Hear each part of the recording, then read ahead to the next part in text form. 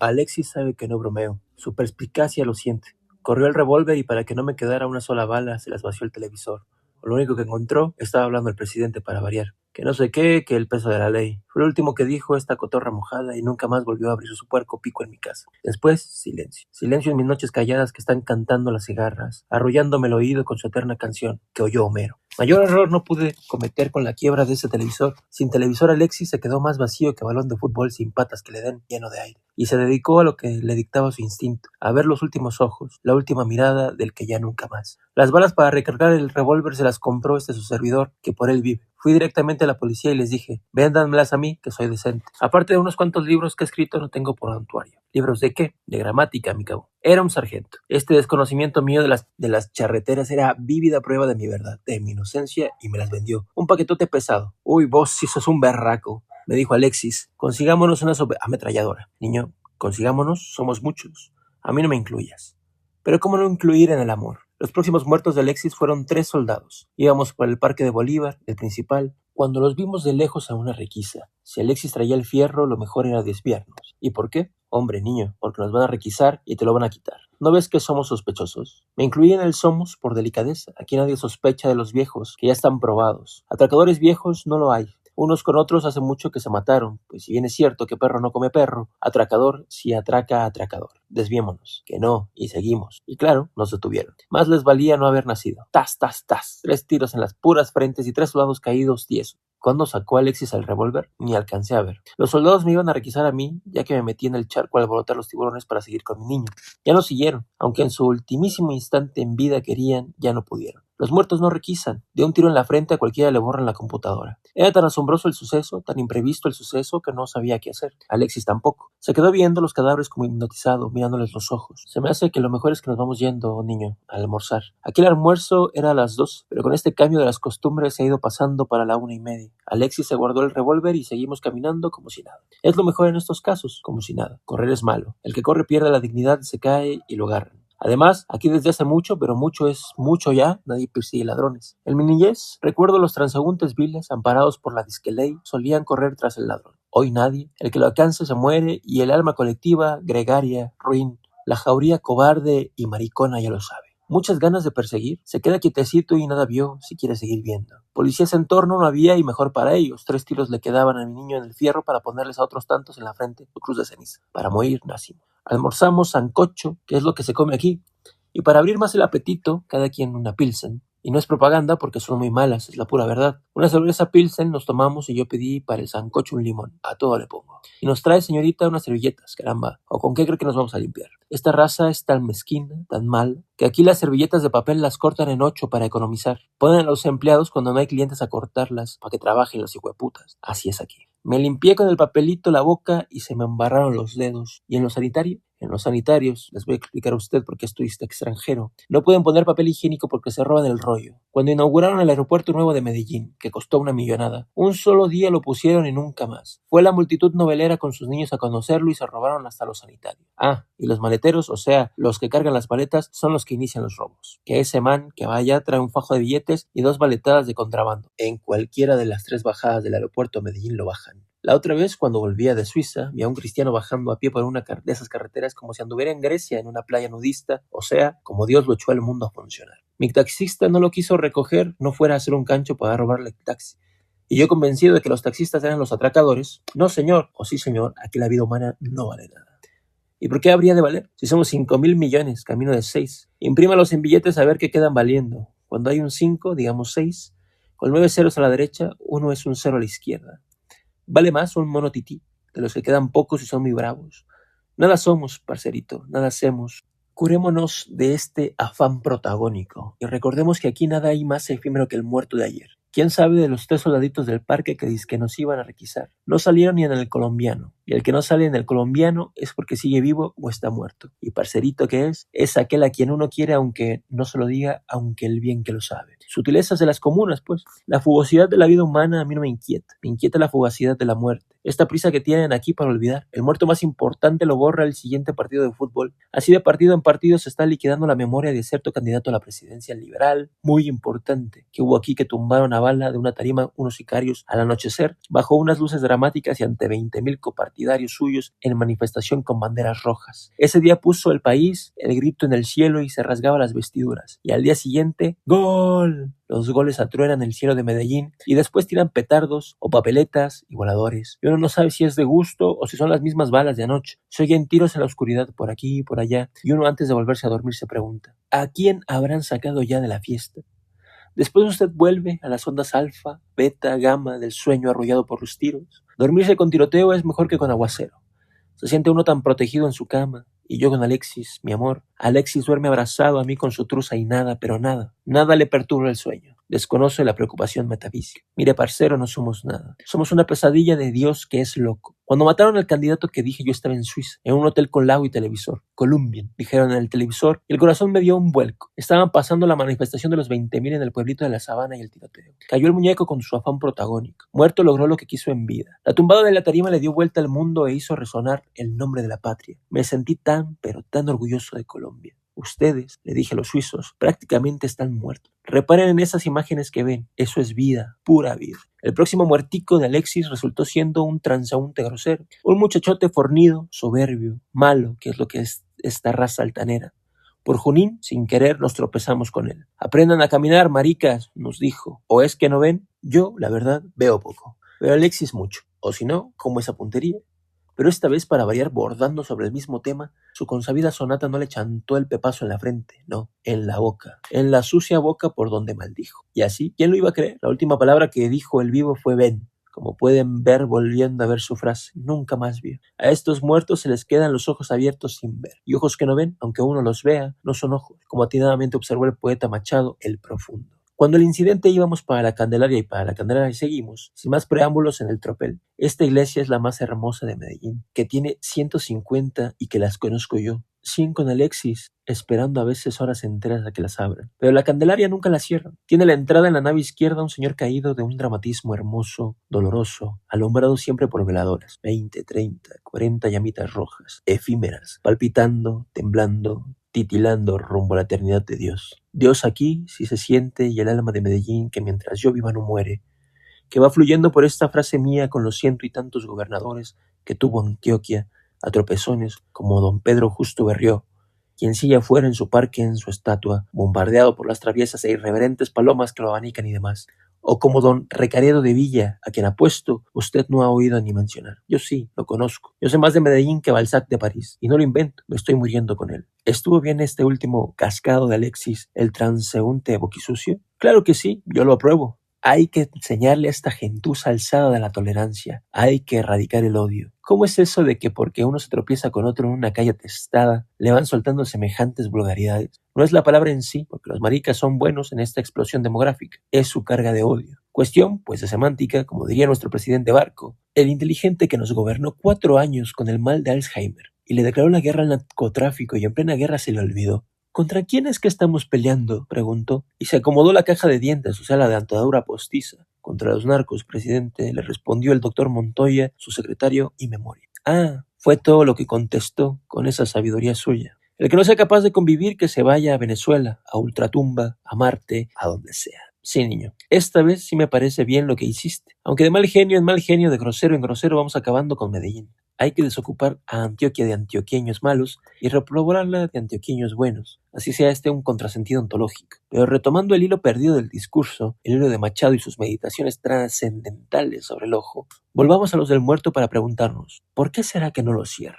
Abiertos, brillantes todavía de rabia mala, siguen reflejando sin parpadear al corillo, alegre a la chusma vil que se arremolina en torno. Una vez, a uno, por caridad, se los quise cerrar para que no viera tanto alborozo, pero se le volvían a abrir como los de esos viejos muñecos de hace años que decían, «Mamá, ¿difuntos? Difuntos los que aquí hacemos». En el barrio de Aranjuez, la cuna de los priscos, que fueron la primera banda de sicarios, los que iniciaron la profesión, los pioneros, y como tales ya están todos cascados, muertos. En el parque de ese barrio, digo, estaba yo con Alexis, o si prefieren él conmigo, esperando a que abrieran la iglesita de San Nicolás de Tolentino para conocerla, cuando me volví a encontrar con el difunto. Meses hacía que no lo veía y lo noté muy recuperado, muy repuesto. «Ábranse», nos dijo, que las van a cascar. Carambas, si alguna sospecha tengo yo a estas alturas del partido, parcero, es que soy más incascable que vos, le contesté. Pero gracias por la retencia. El difunto, así llamado porque en un salón de billares lo encendieron a plomo y le apacaron 4 tiros y murió, pero no. Cuando estaban en el velorio borrachos los parceros abrazados al ataúd y cantándole Tumba humilde con un trío, tumbaron el ataúd que al caer se abrió y al abrirse salió el muerto. Fue saliendo el difunto, pálido, dicen, y que con una erección descomunal. Esto, en términos psicoanalíticos, yo lo llamaría el triunfo de Eros sobre Tánatos. Pero qué carajos, si el psicoanálisis está más en bancarrota que Marx. Al difunto también me lo regalaron, recién salido del ataúd, y no eran sino los restos de lo que fue, del joven fornido y sano. Era ahora exangüe, anémico, fantasmal. ¿Pero qué? ¿Quién se resiste a acostarse con el ahijado de la muerte? Siempre es bueno tener abogados que intercedan por uno ante tan caprichosa señora. Pero a santo de qué estoy hablando de este. Porque dice que nos iban a matar a Aranjuez, un barrio alto pero muy bajo, alto en la montaña y bajo en mi consideración social. Ahí, cuando yo nací, terminaba esta ciudad delirante. Ahora ahí empiezan las comunas, que son la paz. Nos levantamos de la banca del parque y dimos una somera vuelta por detrás de la iglesia tras despedirnos, por supuesto, del difunto. Al regresar allí estaban bajándose de una moto en el atrio, pensando que estábamos dentro, pero no, estábamos afuera y detrás de ellos. Sin muchas averiguaciones, ipso facto, en plena calle, Alexis les hizo lo mismito que otros le habían hecho al difunto en el salón de Bayares. Los encendió a bala. Estos difuntos, sin embargo, hasta donde yo sé, no regresaron nunca de su oscuro reino. Ahí están todavía esperándome a mí con mis dudosos lectores, que como llegué a saber, a confirmar, hombre, de lo más simple, de lo más sencillo, de lo más fácil. Lo dijo el taxi. Llevaba el radio prendido cacareando el asqueroso, cuando tras la noticia de otra matazón dieron la de esta, que 2 víctimas más, inocentes, de esta guerra sin fin no declarada, habían caído acribillados en el atrio de la iglesia de Aranjuez cuando se dirigían a misa, por 2 presuntos sicarios al servicio del narcotráfico. ¿Yo un presunto sicario? Desgraciados. Yo soy un presunto gramático. No lo podría creer. ¡Qué calumnia! ¡Qué desinformación! A ver, ¿quién me pago? ¿Qué narcotraficante conozco yo como que no sea nuestro embajador en Bulgaria porque salió en el periódico? ¿Sicario el que se defiende? ¿Qué policía había que nos defendiera a nosotros cuando nos iban a matar? De haber habido, nos habrían detenido para extorsionarnos. Pero no. Andaban extorsionando en el centro. En la agonía de esta sociedad, los periodistas son los heraldos del enterrador. Ellos y las funerarias son los únicos que se lucran. ¿Y los médicos? Ese es su modus vivendi, vivir de la muerte ajena. En Italia los periodistas los llaman i paparazzi, o sea, los papagayos. Estos de aquí son buitres. Y vuelta a ese departamento vacío con una cama. La cama para el amor solo sirve en los primeros días, después el amor debe nutrirse con otras fuentes. Como por ejemplo, ¿cuáles? Como por ejemplo, digamos, montar una empresita juntos. Lo de la empresita lo pensé y lo deseché. ¿Qué empresa va a prosperar aquí con tanta prestación, jubilación, inseguridad, impuestos, leyes? Impuestos y más impuestos, para que a la final no haya ni con qué tapar un hueco. El primer atracador de Colombia es el Estado y una industrica. La industria aquí está definitivamente quebrada para todo el próximo milenio. Y el comercio los asaltan. ¿Y servicios? ¿Qué servicios? ¿Poner una casa de muchachos? No los pagan. El campo también es otro desastre. Como está tan ocupado en la apropiación, el campesino no trabaja. ¿Y de qué viven? Viven del racimo de plátanos que le roban al vecino, hasta que el vecino no vuelva a sembrar. No, el amor aquí no tiene aliciente. Es una chimenea sin leños que se mantiene como por milagro, ardiendo apagada. Si por lo menos Alexis leyera, pero esta criatura, en eso era tan drástico como el gran presidente Reagan, que en su larga vida un solo libro no leyó. Esta pureza incontaminada de letra impresa, además, era de lo que más me gustaba de mi niño. Para libros los que yo he leído. Y mírenme, véanme. ¿Pero sabía acaso firmar el niño? Claro que sí sabía. Tenía la letra más excitante y arrebasada que he conocido. Alucinante que es como en última instancia escriben los ángeles que son demonios. Aquí guardo una foto suya dedicada a mí por el reverso. Me dice simplemente así: tuyo para toda la vida. Y basta. ¿Para qué quería más? Mi vida entera se agota en eso. Saliendo de conocer la iglesia de Robledo, un galponcito desangelado en donde duras penas se para mi Dios, decidimos seguir pendiente arriba en busca de un mirador en la montaña para divisar Medellín, para apreciarlo en su conjunto con la objetividad que da la distancia, sin predisposiciones ni amores. A mano izquierda, subiendo en una finquita vieja, un rodadero con un platanar seco abandonado, leías el siguiente anuncio en mayúsculas torcidas y desflecadas, como para cartel de Drácula: se prohíbe arrojar cadáveres. Se prohíbe. ¿Y esos gallinazos qué? ¿Qué era entonces ese ir y venir de aves negras brincando, aleteando, picoteando, patraciándose para sacarle mejor las tripas al muerto? Como un niño travieso, haga de cuentos usted, jalándole la cuerda a un payasito de cuerda que ya no hará más payasadas en esta vida. ¿El cadáver de quién? Y yo qué sé, nosotros no lo matamos. De un hijo de su mamá. Cuando pasamos ya, estaba ahí y en plena fiesta los gallinazos e invitando más. Lo tostaron y ahí lo tiraron violando el anuncio, de donde se deduce que mientras más se prohíbe, menos se cumple. Sería en vida una bellecita o un man malevo. Man. Aquí significa como en inglés, hombre. Nuestros manes, pues no son los espíritus protectores, por el contrario son humanos e hideputas, como dijo Don Quijote. Dije arriba que no sabía quién mató al vivo, pero sí sé, un asesino omnipresente de psiquis tenebrosa y de incontables cabezas. Medellín, también conocido por los alias de Medallo y de Metrallo, lo mató. Que si tiene el país cosas buenas, pero claro, lo bueno es que aquí nadie se muere de aburrición. Va uno de bache en bache desquitándoles al atracador y al gobierno, compañero, amigo y paisano. No hay ave más hermosa que el gallinazo ni de más tradición. Es el buitre del español milenario, el vultur latina. Tienen estas avecitas la propiedad de transmutar la carroña humana en el espíritu del vuelo. Mejores pilotos nadie, ni los del narcotráfico. Miren los sobrecielos de Medellín planeando, columpiándose en el aire, deflecando nubes, abanicando el infinito azul con su aleteo negro, ese negro que es luto de los entierros. Y aterrizan como los pilotos de Don Pablo, en un campito insignificante, minúsculo, cual la punta de este dedo.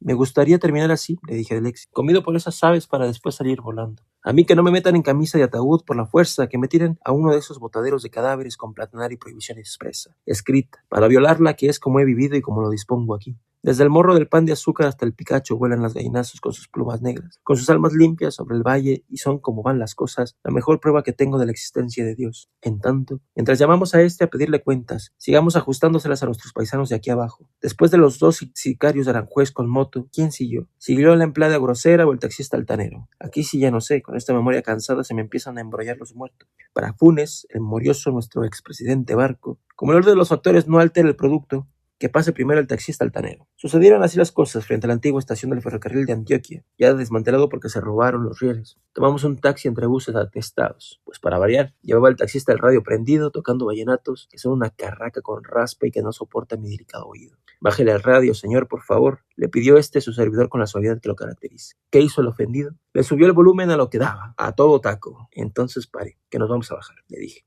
Paró en seco con un frenazo de padre y señor mío que nos mandó hacia adelante, y para rematar mientras nos bajábamos nos remachó la madre. ¡Se bajan, hijueputas! Y arrancó. Arrancó casi sin que tocáramos el piso, haciendo rechinar las llantas. De los mencionados hijueputas yo me bajé humildemente por la derecha y Alexis por la izquierda. Por la izquierda, por su occipital o huesito posterior trasero, le entró el certero tiro al ofuscado, al cerebro, y le apagó la ofuscación.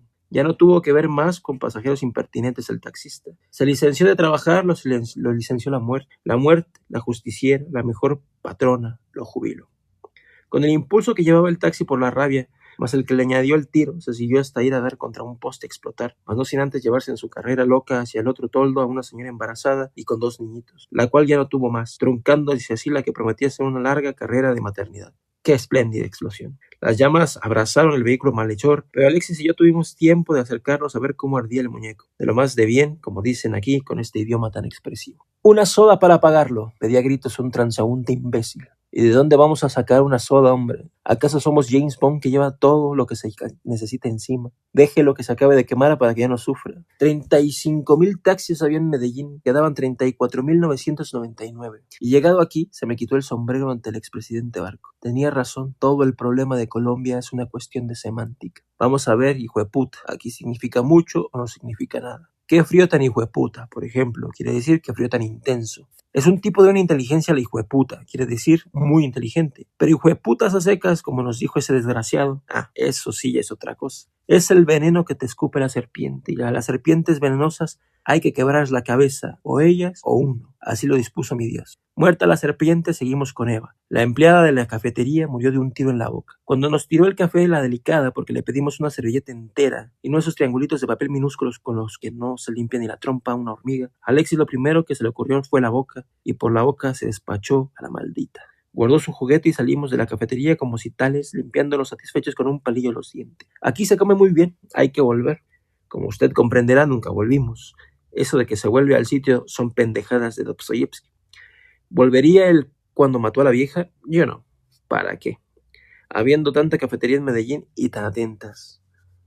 Por esos días de tanto refuego se empeñó Alexis en que le comprara una mini Uzi. Por ningún motivo, ni los sueños, una mini Uzi jamás. Eso es muy visible, nos pone muy banderas. Para mí era casi como una erección en el bus. ¿Se imaginan ustedes a uno andando con una subametralladora acomodada entre los pantalones? ¿Qué cómo son? Yo no sé, nunca se la compré. Según él, que la policía me la vendía, yo era muy berraco para convencer. Seré yo muy berraco, pero ¿qué les voy a alegar esos? ¿Que la necesito para defenderme del televisor y sus continuos atentados al idioma? No, aunque mi más profundo deseo fuera complacerlo, definitivamente no. Ahora, pasado el tiempo, me río de esos adverbios en mente, tan largos pero tan desinflados. Son meras apariencias. Si hubiera insistido un poquito, yo me conozco. Hubiera ido a donde el mismísimo general comandante en jefe a comprarle su mini Uzi. El último gramático de Colombia, que tuvo tantos y tan famosos, no puede andar con menos que una mini Uzi para su protección personal. ¿O no, mi general? Otra cosa es que tengo uno tiempo para sacarla, en este o este. Tampoco le compré la moto. Me pueden ver a mí con esta dignidad con estos años, abrazado a él de parrillero en una moto envenenada, todos venteados. No, que ni lo soñara. Así que me va pagando ese radio, señor taxista, que hoy no ando para discusión. Y santo remedio, lo apagaban. Algo oían en mi tono de perentorio, la voz de Tánatos, que les quitaba todas las ganas de disentir. O lo apagaban o lo apagaban. Qué delicia viajar entre el ruido en el silencio. El suave ruido de afuera entraba por una ventanilla del taxi y salía por la otra purificando de agresiones personales como filtrado por el silencio de adentro. ¿Y ahora qué? Sin mi news, sin moto. ¿Qué nos ponemos a hacer? Ponte a leer 2 años de vacaciones, niño. ¿Qué iba a leer? No tenía la paciencia. Todo lo quería ya, como un tiro por entre un tubo. Por lo menos era martes, día de peregrinación a Sabaneta, cuando llegamos en plena plaza. Se estaban encendiendo a bala 2 bandas que no se podían ver, pero ni en pintura. Se estaban dando plomo a lo loco estos 2 combos por cuestiones territoriales, como decían los biólogos y como dicen ahora los sociólogos, territoriales. 2 bandas de la comuna nororiental que, como su nombre lo indica, está en el norte. Agarradas de la greña en Sabaneta, que está en el sur, en el otro extremo. Sabaneta goza de extraterritorialidad, amigos. Y aquí no me vengan a dirimir sus querellas de barrio. Esto es mar abierto para todos los tiburones. ¿O qué? ¿Creen que María Auxiliadora es propiedad privada? María Auxiliadora es de todos y el parque de nadie. Que ninguno sueñe con que es propio porque orinó primero, porque en este parque nadie orina. Eso dije yo, es lo que debió decir la autoridad, pero como aquí no hay autoridad sino para robar, para saquear a la república, y así me encuentro a Sabaneta, el pueblo sagrado de mi niñez, en el bochinche y la guachafita, en el más descarado desorden que me están introduciendo estos cabrones. Mi indignación no podía más, me estaba dando un ataque de ira santa.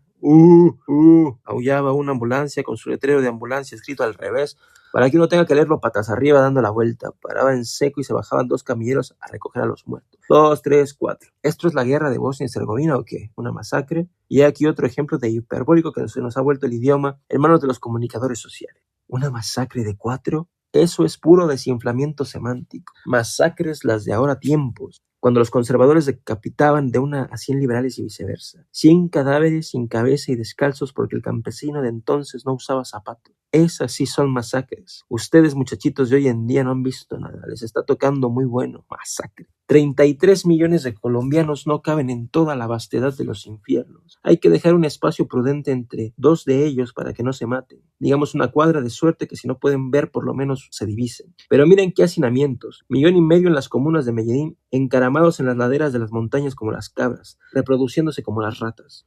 Después se vuelcan sobre el centro de la ciudad y Sabaneta y lo que queda de mi niñez, y por donde pasan arrasan. Acaban hasta con el nido de la perra, como decía mi abuela, pero no de ellos, de sus 30 nietos. Mi abuela no conoció las comunas, se murió en Santa Paz. Entramos en la iglesia, pasamos ante el Señor caído y seguimos hasta el altar del fondo en la nave izquierda, el de María Auxiliadora. La Virgencita alegre con el niño flotando sobre un mar de ofrendas de flores y constelada de estrellas. Adultos y viejos llenaban la iglesia y, cosa notable, muchachos con el corte de pelo de los punqueros, rezando, confesándose los sicarios. ¿Qué pedirán? ¿De qué confesarán? ¿Cuánto daría por saberlo y sus exactas palabras? Saliendo como una luz turbia de la oscuridad de unos socavones, esas palabras me revelarían su más profunda verdad, su más oculta intimidad. Yo debo de ser muy malo, padre, porque he matado a 15. Eso, por ejemplo, la presencia de tantos jóvenes en la iglesita de Sabaneta me causaba asombro. ¿Pero asombro por qué? También yo estaba allí y veníamos a buscar lo mismo. Paz, silencio en la penumbra. Tenemos los ojos cansados de tanto ver y los oídos de tanto oír y el corazón de tanto odiar. Madre Santísima, María Auxiliadora, Señora de bondad y de misericordia, prosternado a vuestros pies, avergonzado de mis culpas, lleno de confianza en vos os suplico, atendáis este ruego. Que cuando llegue mi última hora, por fin, acudáis a mi socorro, para que me tenga la muerte del justo. Ahuyentad al espíritu maligno y su silbo traicionero, y libradme de la condenación eterna. Que la pesadilla del infierno ya la he vivido en esta vida y con creces, con mi prójimo. Amén.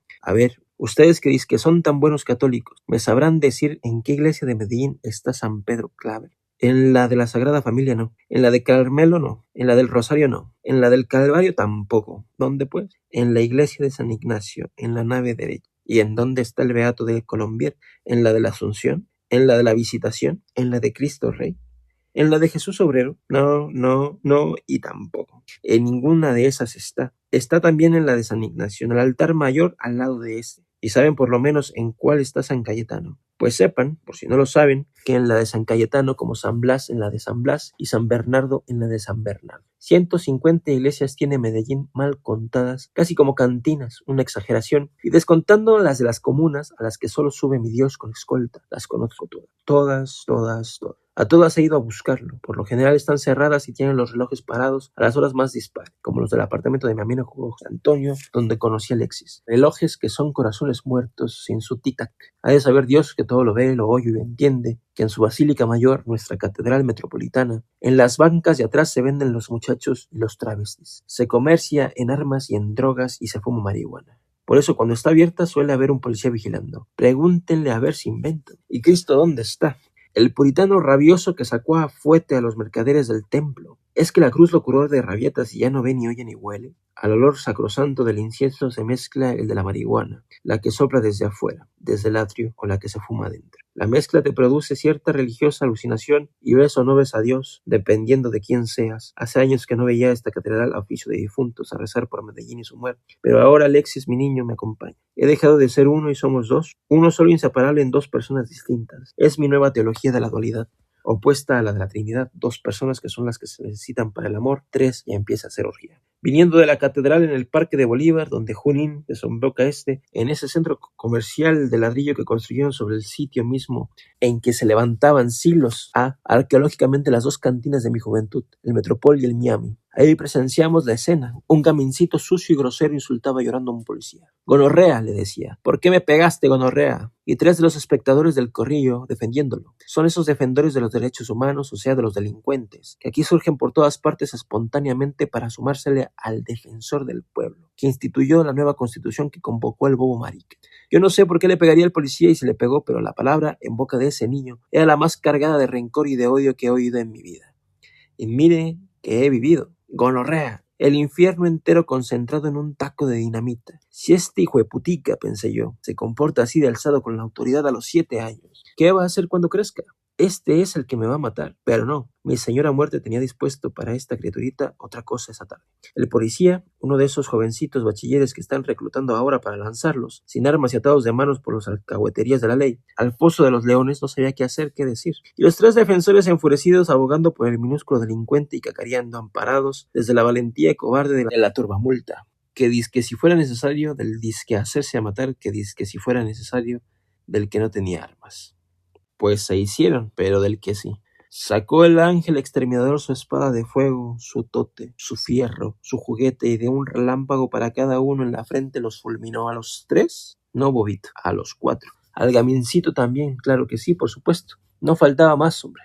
A esta gonorreíta tierna también le puso en el susodicho sitio su cruz de ceniza y lo curó para siempre. Del mal de la existencia que aquí a tantos aqueja, sin alias, sin apellido, con su solo nombre. Alexis era el ángel exterminador que había descendido sobre Medellín a acabar con su raza perversa. Vaya a buscar a su superior, le aconsejé al pobre policía jovencito cuando lo vi tan perplejo. Y le cuento lo que pasó. Y que después decidan ellos, con cabeza fría, cómo ocurrieron las cosas. Y seguí mi camino, tras Alexis, y sin más, tomamos el primer taxi que pasó. ¿Qué pasó? Preguntó el desgraciado taxista, viendo el tropel que se armaba afuera, y subiéndole instintivamente el radio, a ver si daban la noticia. Nada, contesté, 4 muertos. Ya pagué el loro que venimos supremamente ofuscados. Se lo dije a uno de esos tonos que he cogido que no admiten réplica, y dócil, sumiso, Bill lo apagó. De las comunas de Medellín, la nororiental es la más excitante. No sé por qué, pero se me metió en la cabeza. Tal vez porque de allí, creo yo, son los sicarios más bellos. Mas no pienso subir a constatarlo. Si la muerte me quiere, si está enamorada de mí, que baje aquí. Enamorada, dije, y efectivamente del sentido de las comunas. Como cuando un muchacho de allí dice, ese tombo está enamorado de mí. Un tombo es un policía, pero enamorado. ¿Es que es marica? No, es que lo quiere matar. En eso consiste su enamoramiento, en lo contrario. Cualquier sociólogo chambón de esos que andan por ahí analizando en las consejerías para la paz, concluiría de esto que el desquiciamiento de una sociedad se sigue el del idioma. Que va, es que el idioma es así, de por sí ya es loco. Y la muerte una obsesiva elaboradora, no descansa. Ni lunes, ni martes, ni miércoles, ni jueves, ni viernes, ni sábados y domingos. Fiestas civiles y de guardar, puentes y superpuentes. Días del padre, de la madre, de la amistad, del trabajo. El trabajo, carajo, ni ese descansa. Pero trabajando así, con tanto tesón, sin crear nuevas fuentes de empleo, disminuye el desempleo que aquí, según dicen los tanatólogos, es el que trae más violencia. O sea que mientras más muertos, menos muertos. Mi señora muerte, pues, Misia, mi doña, la paradójica, es la que aquí se necesita. Por eso anda toda venteada por Medellín día y noche en su afán haciendo lo que puede, compitiendo con semejante paridera la más atroz. Este continuo nacer de niños y el suelo oral se le están sacando canas. Las comunas son, como he dicho, tremendas, pero no me crean mucho que solo las conozco por referencia. Por las malas lenguas, casas y casas y casas, feas, feas, feas, encaramadas obscenamente las unas sobre las otras, ensordeciéndose con sus radios día y noche, noche y día, a ver cuál puede más, tronando en cada casa, en cada cuarto, desgañitándose en vallenatos y partidos de fútbol, música, salsa y rock sin parar la carraca. ¿Cómo le hacía la humanidad para respirar antes de inventar el radio? Yo no sé. Pero el maldito loro convirtió el paraíso terrenal en un infierno. El infierno. No la plancha ardiente, no el caldero hirviendo. El tormento del infierno es el ruido.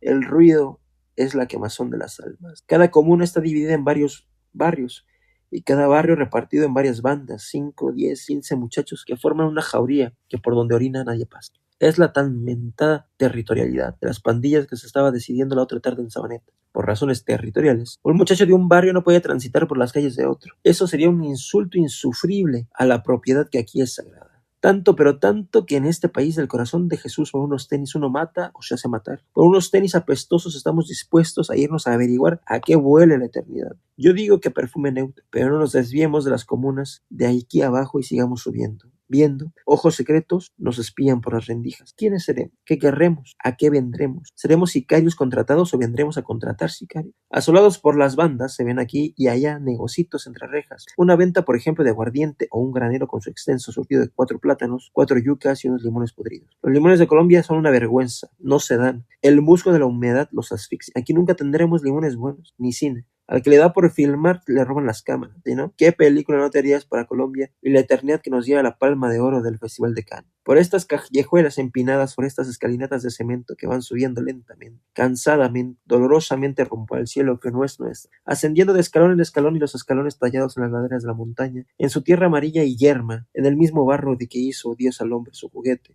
perdiéndonos en el laberinto de los callejones y de los odios, tratando de desentrañar lo inextricable, la trama enmarañada de los rencores y los ajustes de cuentas, que se heredan de padres a hijos y se pasan de hermanos a hermanos como el sarampión. ¿Qué decía? Que qué película tan hermosa, tan dolorosa, no haríamos, pero no, esos son sueños y los sueños sueños son. Y a Medellín, además, el cine y la novela le quedan muy chiquitos. Algún día, cuando menos lo pensemos, queriendo o no queriendo, iremos a dar a la morgue a ver si sí o no, si no, a contar cadáveres, a sumárselos a las cifras desorbitadas de la muerte, mi señora, la única que aquí reina. Sí, señor, la lucha implacable es a muerte. Esta guerra no deja heridos porque después se nos vuelven culebras sueltas. No, señor. Antaño, en épocas de lluvias, bajaban por los barriales resbalando, patinando. Eran montañas sin calles, tierreros, pero por donde se podía transitar libremente. Estos barrios, cuando los fundaron, eran, como se dice, barrios de puertas abiertas, ya nunca más. Las guerras de las bandas están casadas de barrio con barrio, de cuadra con cuadra. Una muerte trae otra muerte y el odio más odio. Esto es así, la ley de gato que gira y gira queriendo agarrarse la cola, y las rachas de violencia que no apagan los entierros, por el contrario, las encienden. Se diría que en las comunas los destinos de los vivos están en manos de los muertos. El odio es como la pobreza, son arenas movedizas de las que no sale nadie. Mientras más chapalea, uno más se hunde. ¿Cómo puede matar uno a hacerse matar por unos tenis? Preguntará usted que es extranjero. Mon cher ami, no es por el tenis, es por un principio de justicia en el que todos creemos. A quien se los van a robar cree que es injusto que se los quiten, puesto que él los pagó. Y aquel que se los va a robar cree que es más injusto no tenerlos. Y van los ladridos de los perros de terraza entre raza, gritándonos a voz en cuello que son mejores que nosotros. Desde esas planchas o terrazas de las comunas se divisa a Medellín, y de veras que es hermoso. Desde arriba o desde abajo, desde un lado o desde el otro, como el niño Alexis, por donde lo mire usted. Rodaderos, basureros, barrancas, cañadas, quebradas, esos son las comunas. Y el laberinto de calles ciegas de construcciones caóticas, vívida prueba de cómo nacieron como barrios de invasión o piratas, sin planificación urbana, levantadas las casas de prisa sobre terrenos robados y defendidas con sangre por los que se robaron no se las fueran a robar. Un ladrón robado. Dios libre y guarde de semejante aberración, primero la muerte. Aquí el ladrón no se deja, mata por no dejarse o se hace matar. Y es que en Colombia la posesión de lo robado y la prescripción del delito es en la ley. Es cuestión de aguantar, después poco a poco, ladrillito en ladrillito, van construyendo la segunda planta de la casa sobre la primera, como el odio de hoy se construye sobre el odio de ayer.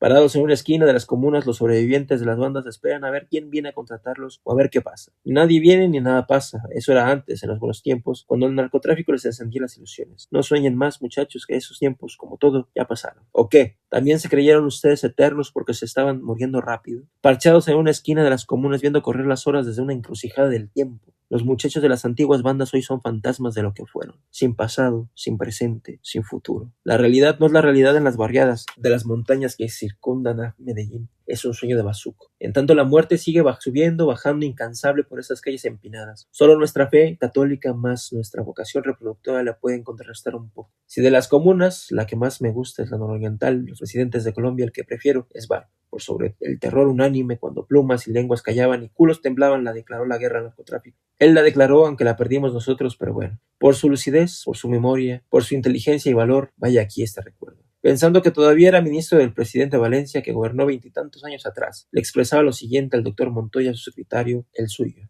Voy a aconsejarle al presidente en el próximo Consejo de Ministros que declare la guerra al narcotráfico. El doctor Montoya, su memoria y conciencia, le corregía. El presidente es usted, doctor Barr, no hay otro. Ah, decía él pensativo. Entonces vamos a declarársela. Ya se la declaramos, presidente. Ah, entonces vamos a ganarla. Ya la perdimos, presidente, explicaba el otro. Este país se jodió, se nos fue de las manos. Ah, y eso era todo lo que decía. Después tornaba a su obnubilación, a las bromas de su desmemoria. Tumbado de la tarima, el candidato ambicioso, montándose sobre su cadáver, subió, después de Barco, la criatura que hoy tenemos, el lorito Garrulo. Y las encuestas lo favorecen. Todos decimos que sí, que sí, que sí. Que lo está haciendo de lo más de bien, como dicen. Al sumo pontífice o capo de los capos o gran capo, para protegerlo de sus enemigos, los otros capos, esta ocurrencia que tenemos de presidente le construyó una fortaleza con almenas llamada la catedral y pagó para que lo cuidaran con dinero público, o sea, tuyo y mío, que lo sudamos. Un batallón de guardias del pueblo de Envigado que el gran capo escogió. Quiero a este, a aquel otro. A ese de más allá no lo quiero porque no le tengo confianza. Así fue escogiendo a sus guardianes o guardaespaldas. Un día, harto de la catedral y de jugar al fútbol con 3 compinches en el patio, con sus propias paticas el gran capo fue saliendo, dejando a su batallón comiendo pollo. Y se les perdió 1 año y medio, durante el cual el lorito Garrú le ofreció para él que le encontrara por televisión una recompensa en dólares, en billete verde de los que aquí fabricamos o lavamos, grandísima, como de la revista Forbes, y puso 25,000 soldados a buscarlo por cuanto hueco había, menos en los del Palacio de Nariño, donde él vive. Yo decía que estaba allí, encadetado, en cualquier resquicio del presupuesto. Pero no, estaba a la vuelta de mi casa. Desde las terrazas de mi apartamento oí los tiros. Ta, ta, ta, ta, ta. 2 minutos de ráfagas de metralleta y ya, listo. Don Pablo se desplomó con su mito. Lo tumbaron en un tejado huyendo como a un gato en desgracia. 2 tiros tan solo le pegaron. Por su lado izquierdo, uno por su cuello, otro por su oreja. Se despanzurró como el susodicho gato sobre el entejado, su tejado caliente, quebrando entre él y sus 25,000 perseguidores más de 1 millón de tejas en la persecución. La recompensa no me la gané yo, pero estuve a 3 cuadras. Muerto el gran contratador de sicarios, mi pobre Alexis se quedó sin trabajo. Fue entonces cuando lo conocí, por eso los acontecimientos nacionales están ligados a los personales y las pobres, ramplonas vidas de los humildes tramadas con las de los grandes. La tarde en que la plaga me habló de Alexis, en el salón de billares me contó del exterminio de su banda. 17 o no sé cuántos que fueron cayendo uno por uno religiosamente como se va rezando el rosario, y de los que no quedó sino mi niño. Ese combo fue una de las tantas bandas que contrató el narcotráfico para poner bombas y ajustarle las cuentas a sus más allegados colaboradores y gratuitos detractores. A periodistas, por ejemplo, de la prensa hablada y escrita con ánimos de figuración, así fuera en cadáver, o a los ex-socios del gobierno, congresistas, candidatos, ministros, gobernadores, jueces, alcaldes, procuradores y cientos de policías que ni menciono porque son pecata minuta. Todos se fueron yendo como Ave Marías del Rosario. ¿Pero algún inocente habría? Preguntará usted, que es sano entre los del gobierno. Sí, como en Sodoma y Gomorra, haciéndose los de la boca chiquita, los muy bocones y todos bien untados. Todo político, burócrata, que son lo mismo, puesteros, es por naturaleza malvado, y haga lo que haga, diga lo que diga, no tiene justificación. Jamás presumas de esto, su inocencia, eso es candor. Y sigamos con los muertos, que es a lo que vinimos, pues que vamos por Julián Abajo, mi niño y yo, y que de entre la chusma va saliendo el difunto a manifestarnos que anoche uno de sus compinches, de sus parceros, un guardaespaldas y un capo se había matado jugando a la ruleta rusa, que sacó 4 balas del tambor del revólver, se lo llevó a la sien y que jaló el gatillo. La primera de las 2 balas que dejó sin darle chance a la segunda le despeputó los sesos. Y 2, que nos pisáramos, que nos venían a matar y que con las balas rezadas y que esta vez era en serio. Vamos por partes, le contesté. 1. Era el guardaespaldas suicidado una bellecita, que él no sabía, que él no se fijaba en esas cosas. Pues te tienes que fijar, difunto. ¿O para qué te dio Dios esos ojos si no es para ver y el corazón para latir al sentir la belleza? Que la pinta no era gran cosa, entonces no se perdió gran cosa. En cuanto a lo segundo, no se preocupara, que las balas rezadas no bien tocaban mi sagrada túnica, mi ropa santa se desintegraban. Entonces surgieron los de la moto de entre una nube de polvo y la multitud disparando. ¿Saben a quién le dieron? ¿A dónde desvió sus balas mi señora muerte? A otra señora embarazada. Le entamboraron de plomo la barriga y allí mismo, en pleno Junín, falleció con su feto. Y los de la moto se fueron, se fueron con el impulso de la muerte rumbo al derrumbadero de la eternidad por sus respectivos occipitales cuando huían. Alexis les voló la cabeza. Y otra vez a irnos yendo entre el tropel, entre el escándalo, en esta ciudad tan alacarosa y caliente. Y ese olor espantoso de fritangas con aceite rancio. Las balas rezadas se preparan así: pónganse 6 balas en una cacerola previamente calentada hasta el rojo vivo en parrilla eléctrica. Espolvoréense luego en agua bendita obtenida de la pila de una iglesia o suministrada, garantizada, por la parroquia de San Judas Tadeo, barrio de Castilla, comuna noroccidental. El agua bendita o no se vaporiza por el calor violento y mientras tanto va rezando el que las reza con la fe del carbonero. Por la gracia de San Judas Tadeo, o el señor caído de Girardota, o el padre Arcila, o el santo de tu devoción, que estas balas de esta suerte consagradas den en el blanco sin fallar y que no sufra el difunto. Amén. ¿Que por qué digo que con la fe del carbonero? Yo no sé. De estas cosas no entiendo, nunca he rezado una bala. Ni nadie me ha visto hasta ahora disparar. ¿Qué es lo que está diciendo este vallenato que oigo por todas partes desde que vine al desayuno, al almuerzo, a la cena, en el taxi, en mi casa, en tu casa, en el bus, en el televisor? Dice que me lleva a mí o me lo llevo yo para que se acabe la vaina. Lo cual, traducido al cristiano, quiere decir que me mato o lo mato porque los dos, con tanto odio, no cabemos sobre este estrecho planeta. Ajá, ¿con qué eso era? Por eso andaba Colombia tan entusiasmada cantándolo porque le llegaba al alma. No había reparado con la letra, yo solo oía la carraca. Por ese restico de año, por lo que falta hasta Año Nuevo, Colombia seguirá cantando alegre con amor de fiesta su canción de odio. Ya después se le olvidará, como se le olvida todo. Cuando a una sociedad la empiezan a analizar los sociólogos, ay mi Dios, se jodió. Como el que cae en manos del psiquiatra. Por eso no analicemos y sigamos. Con el radio apagado, señor taxista, que ya tengo muy oído de ese vallenato y no lo resisto.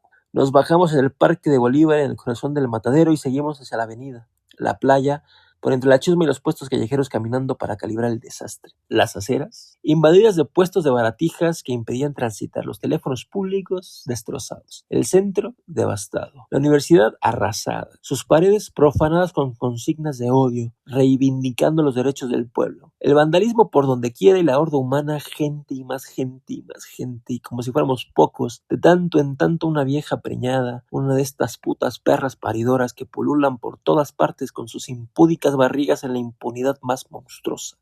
Era la turbamulta invadiéndolo todo, destruyéndolo todo, empuercándolo todo con su miseria crápulosa. A un lado chusma puerca, íbamos mi niño y yo abriéndonos paso en pellones por entre esa gentuza agresiva, fea, abyecta, esa raza depravada y subhumana, la monstruoteca. Esto que veis aquí, marcianos, es el presente de Colombia y lo que les espera a todos si no paran la avalancha. Girones de frases hablando de robos, de atracos, de muertos, de asaltos. Aquí todo el mundo lo han atracado o matado una vez por lo menos. Me llegaban a los oídos pautadas por las infaltables delicadezas de malparido e hijueputa, sin las cuales esta raza fina y sutil no puede abrir la boca. Y ese olor a manteca rancia y a fritangas y a gases de cloaca. ¿Qué es? ¿Qué es? ¿Qué es? Se ve, se siente. El pueblo está presente. Pero volvámonos un momento atrás, que se me olvidaron al bajar del taxi 2 muertos, un mimo y un defensor de los pobres. Abajito del atrio, en las afueras de la catedral, estaba el mimo arremedando, imitando en la forma de caminar a cuanto transeúnte desprevenido pasara, pero siempre y cuando fuera alguien indefenso y decente. Jamás a un malhechor de la canalla por miedo a una puñalada, y la gentuza del corrillo riéndose a las carcajadas celebrándole la burla. Qué gracia la que les hacía este émulo de Marcel Marceau, este prodigio. Si usted camina, él camina. Si usted se para, él se para. Si usted se suena, él se suena. Si usted mira, él mira. La genialidad, pues. Cuando nos bajamos del taxi estaba remedando a un pobre señor honorable, uno de esos seres antediluvianos, desamparados, que aún quedan en Medellín para recordarnos lo que fuimos y lo que ya no somos más, y la magnitud del desastre. Al darse cuenta de lo que pasaba y que era el hazmerreír del corrillo, el señor se detuvo avergonzado sin saber qué hacer, y el mimo detenido sin saber qué hacer. Entonces el ángel disparó. El mimo se tambaleó un instante antes de caer, de desplomarse con su máscara inexpresiva pintarrajeada de blanco, chorreando desde su puta frente la bala le tiñó de rojo el blanco de su puta cara. Cuando cayó el muñeco, uno de los del corrillo en voz baja, que creyó anónima, comentó: ¡qué desgracia! Aquí ya no dejan ni trabajar a los pobres. Fue lo último que comentó porque lo oyó el ángel y de un tiro en la boca lo cayó. Per eternitatis eternitatem. El terror se apoderó de todos, cobarde, reverente. El corrillo bajó los ojos para no ver al ángel exterminador, porque si bien sentían y entendían que verlo era condena de muerte porque lo quedaban conociendo. Alexis y yo seguimos por entre la calle estática. Ay, qué memoria la mía. Me quedó faltando un cascado más al final del parque. Acabando nosotros de cruzarlo cuando todavía no se sabía en este extremo lo que pasó en el otro, estaba un grupo de Hare Krishnas danzando al son de sus panderetas, trayéndonos su mensaje de paz y amor del oriente, de ese amor que jamás sintió Cristo el tremebundo, y de respeto a todo lo habido, empezando por los animales y acabando por el prójimo, pues que se había metido a bailar con ellos con un desprecio irrespetuoso inmenso, una de estas roñas safias que abundan en Medellín y que creen que la única verdad es la suya. La católica cerrazón del puñal y del bazuco. Fue este granuja burlón el cascado del final del parque, y ya, así seguimos sin mayor tropiezo, a tropezones por ende la turbamulta. 500 años me he tardado en entender a Lutero, y que no hay roña más grande sobre esta tierra que la religión católica. Los curitas salesianos me enseñaron que Lutero era el diablo, esbirros de Juan Bosco, calumniadores. El diablo es el gran zángano de Roma y ustedes lambeculos, sus secuaces, su incensario. Por eso he vuelto a esta iglesia del sufragio donde sin mi permiso me bautizaron a renegar. De suerte que aunque siga siendo yo ya no tenga nombre. Nada. El bautisterio ya no estaba, con un muro de cemento lo habían tapado. Era que todo lo mío, hasta eso, se acabó. Un poco más y viviría para ver exterminada de esta tierra la plaga de esta roña. Desde las terrazas de mi apartamento, con el cielo arriba y Medellín en torno, empezamos a descontar las estrellas. Si es verdad que cada hombre tiene una estrella, le decía Alexis, ¿cuántas has apagado? Al paso a que vas a acallar el firmamento. Para hacer un cascado se necesita una simple bala más, un revólver y mucha voluntad. Hay un sitio en las inmediaciones de la avenida San Juan que se llama Mierda Caliente. Un atracadero o un matadero. Con eso siguió el ángel. Yo le decía que no, que mejor burócratas de la Alpujarra o un señor obispo. El cardenal lo pesté antes de que se nos escapara a Roma impune con las joyas que se robó. Pero estando como estábamos en nuestro apartamento, ese sitio nos quedaba más a la mano. En la noche borracha de chicharras bajó el ángel exterminador y a 6 que bebían en una cantinucha que se prolongaba con sus mesas sobre la acera, de un tiro para cada uno en la frente les apagó la borrachera, la rasca. ¿Y esta vez por qué? ¿Por qué razón? Por la simplísima razón de andar existiendo. ¿Les parece poquito? No. Si esta vida no es cualquier canto de pajaritos. Yo siempre he dicho, y aquí repito, y que el crimen no es apagarla, es encenderla. Hacer que resulte donde no lo había, el dolor. Cuando volvíamos de hacer nuestra cotidiana obra de caridad, bajaba por San Juan un borrachito prendido gritando: ¡Vivan las putas! ¡Vivan los marihuaneros! ¡Vivan los maricas! ¡Abajo la religión católica! Le dimos, mi niño y yo, un billetico para que pudiera seguir tomando. Hubo aquí un padrecito loco, desquiciado, al que le dio disque por hacerles casita a los pobres con el dinero de los ricos. Con su programa de televisión, El Minuto de Dios, que pasaba noche a noche a las 7, se convirtió en el mendigo número 1 de Colombia. Su cuento era que los ricos son los administradores de los bienes de Dios. Habráse visto mayor disparate. Dios no existe y el que no existe no tiene bienes. Además, el que ayuda a la pobreza la perpetúa. ¿Por qué? ¿Cuál es la ley de este mundo sino que de una pareja de pobres nazcan 5 o 10? La pobreza se autogenera multiplicada por dichas cifras y después, cuando agarra fuerza, se propaga como un incendio en progresión geométrica. Mi fórmula para acabar con ella no es hacerles caso a los que la padecen y se empeñan en no ser ricos. Es anudarles de una vez por todas el agua y listo. Sufren un ratico, pero dejan de sufrir años. Lo demás es alcahuetería de la paridera. El pobre es el culo de nunca parar y la vagina insaciable. El mal que le hizo ese padrecito a Colombia no tiene nombre. Visto el éxito del programa, montó un banquete anual, el del millón. A millón la entrada y de cena caldo mal. Hasta que logró, claro, lo que las sectas protestantes gringas llaman la fatiga de los donantes. No le volvimos a dar, entonces se acordó de los nuevos ricos de Colombia, los narcotraficantes, explotadores de bombas, y se les puso a su servicio para ayudarles a tramar sus tretas. Para él no había dinero malo o bueno, sucio o lavado. Todo le servía para sus pobres y que pudieran seguir en la paridera. Él fue el que arregló la entrada del gran capo a la catedral. Poco después murió y le hicieron tamaño entierro. Fue el éxito de esa curita pedigüeño, haberse dejado llevar por su instinto, su espíritu limosnero con el cual coincidía con lo más natural y consustancial de este país damnificado y mendicante. Su vocación de pedir, que viene de lejos, cuando yo nací, Colombia había perdido la vergüenza. Pero dejemos que esa curita descanse en paz y pasemos a palabras mayores. Al cardenal López T., el que se quería despachar a Alexis, muy delicadito él, de modales finos y adamados, perfumados, se empeñó en hacer negocios con el narcotráfico. El único que tenía aquí dinero contante y sonante. Cartas quedan de este cardenal al gran capo ofreciéndole en venta terrenos de la curia. ¿Y no le importaban al cardenal, preguntará usted, los incontables muertos de las bombas, de las muchas que mandó estallar el gran capo, todos ellos gentecitas humildes y buenas del pueblo? Sí, tanto como a mí. Un muerto pobre es un pobre muerto, y 100 son 100. No lo critico por eso, lo que no le perdono, lo que me está quitando el sueño, y más que el café, es que se haya ido a Roma con las joyas que se robó y su afeminamiento. Un cardenal afeminado no es un príncipe de la iglesia, es un travesti, y su sotana una bata, así la siente. Bueno, lo último que quería hacer aquí, esta eminencia nuestra pontificable antes de que se tuviera que escapar a Roma, era venderle al narcotráfico los predios de la Universidad Pontificia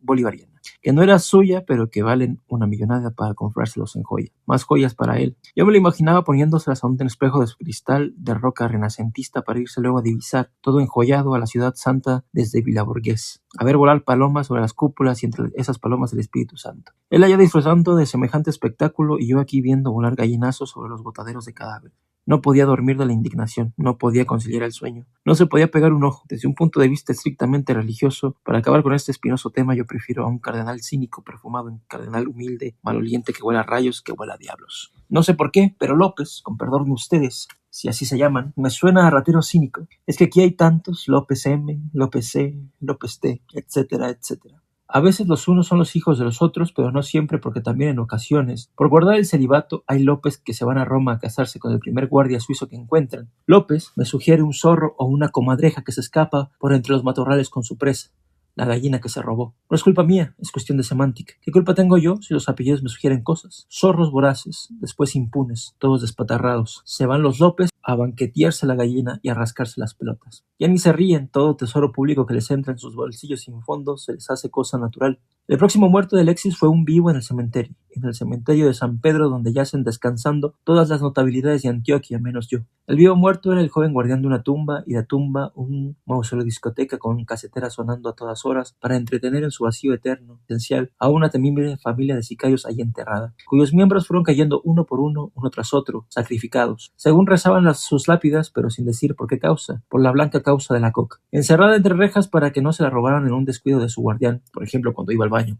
La casetera tocaba día y noche y sin parar vallenatos, la música predilecta de los difuntos, cuando pasaron por aquí abajo todos venteados. Al pasar frente a esa tumba, mi niño y yo meditando sobre los sinsabores de esta vida terrena y las incertidumbres humanas comparadas con lo seguro de la eternidad. El guardián de la tumba, un muchacho, una belleza, se disgustó porque sin querer miramos. ¿Qué?, dijo todo malgeniado. ¿Se les perdió algo? Y luego en voz baja, como rumiando con uno de esos odios suavecitos que me producen por lo intensos, una especie de excitación sexual nerviosa que me recorre el espinazo, musitó: malparidos, qué hermosa voz. Creen los tanatólogos que ellos son los dueños y señores de la muerte, porque tienen empleo con el gobierno en sus consejerías para la paz, mientras que su servidor no tiene destino. ¡Cuá! La muerte es mía, pendejos. Es mi amor que me acompaña a todas partes. El ángel levantó el revólver a la altura de la frente del otro y disparó. El trueno del disparo se fue culebreando por entre esos recovecos y socavones, llenos de tumbas, llenas de eternidad y de gusanos, y se quedó resonando por un rato con una voracidad infinita. El eco del eco del eco. Muchísimo antes de que el eco se extinguiera, el guardián de la tumba se desplomó. Luego el eco murió en sus armónicos. El ángel exterminador se había convertido en el ángel del silencio. Cuando nos alejábamos, la casetera se encendió sola y rompió a tocar importuno un vallenato, La Gota Fría, que es el que les canté arriba. Pero aquí la vida crapulosa está derrotando la muerte y surgen niños de todas partes, de cualquier hueco o vagina, como las ratas de las alcantarillas, cuando están muy atestadas y ya no caben.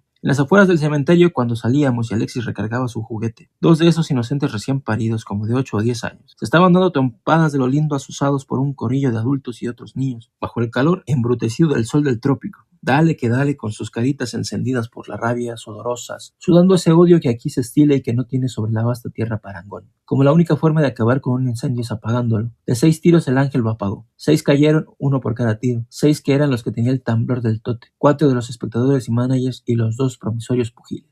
Cada quien con su marquita en la frente, escurriendo unos chorritos rojos como de anilina, unos hilitos de los más pictóricos. Mi señora muerte con su sangre fría les había bajado el calor y ganado por lo menos este round. Y vamos para el siguiente, a ver qué pasa. Suena la campana.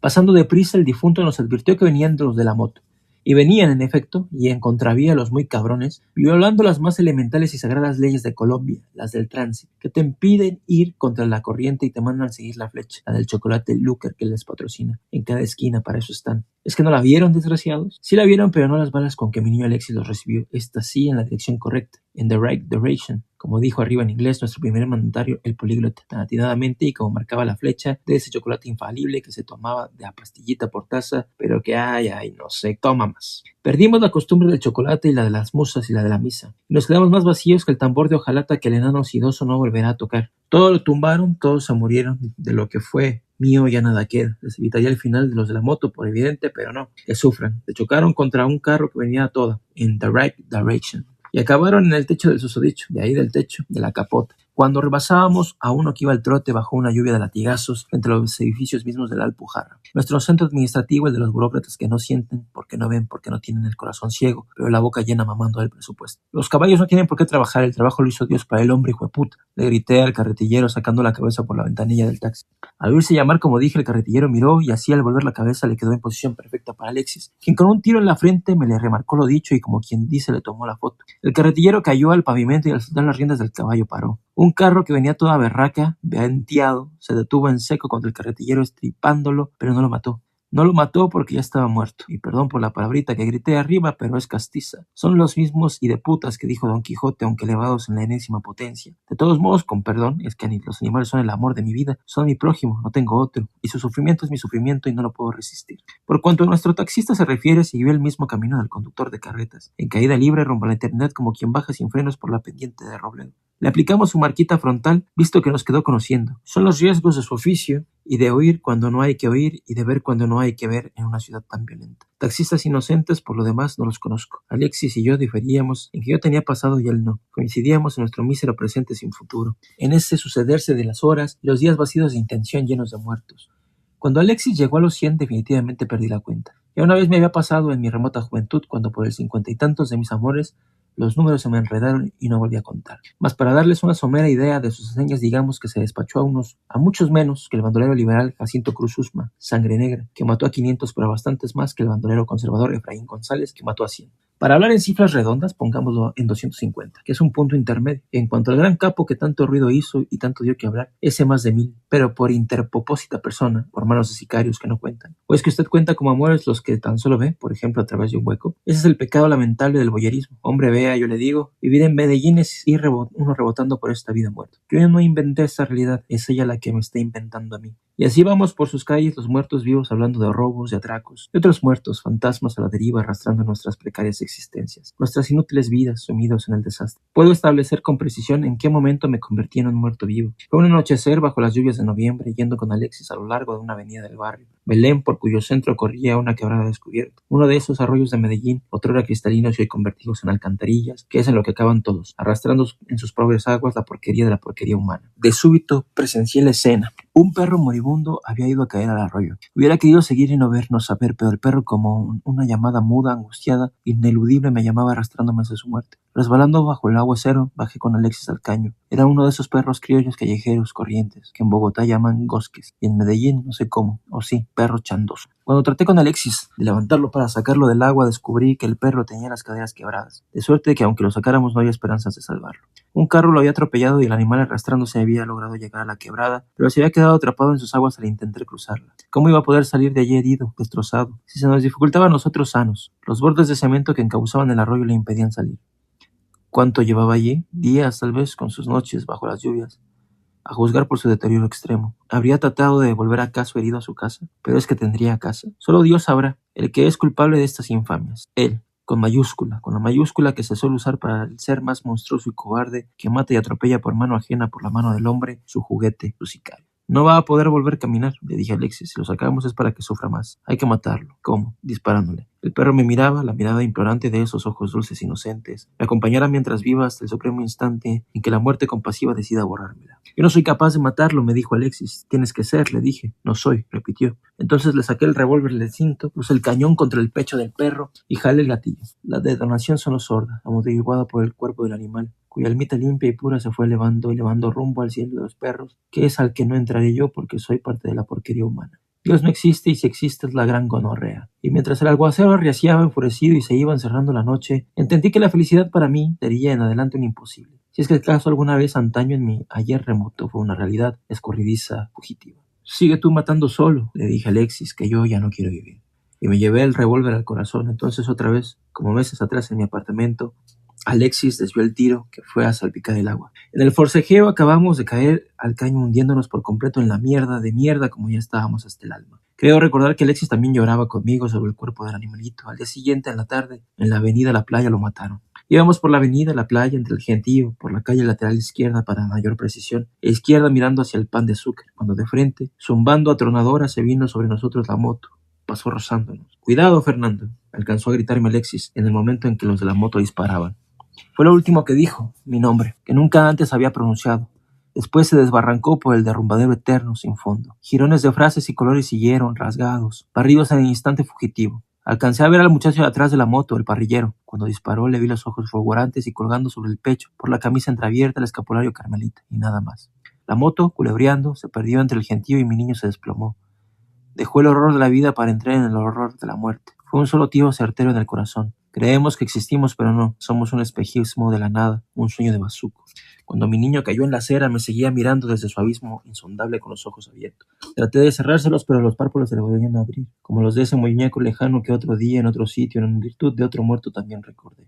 Ojos verdes incomparables los de mi niño, de un verde milagroso que no igualarán jamás ni siquiera las más puras esmeraldas de Colombia, esas que se llaman gota de aceite. Pero los muertos, muertos somos y en esencia todos iguales, de ojos negros, cafés o azules, y el corillo empezaba a acercarnos con sus rumores, sus murmullos, su tumulto, con su infamia. Entonces entendí lo que tenía que hacer, llevármelo, sustraerlo de la curiosidad infame pretendiendo que estaba herido antes de que nadie dijera que estaba muerto, para privarlos del espectáculo del levantamiento del cadáver, que es el que nos toca dar a los que morimos en la vía pública, y que tan íntimo gozo les produce a los que creen que siguen vivos porque están de pie arremolinados con su vileza en torno.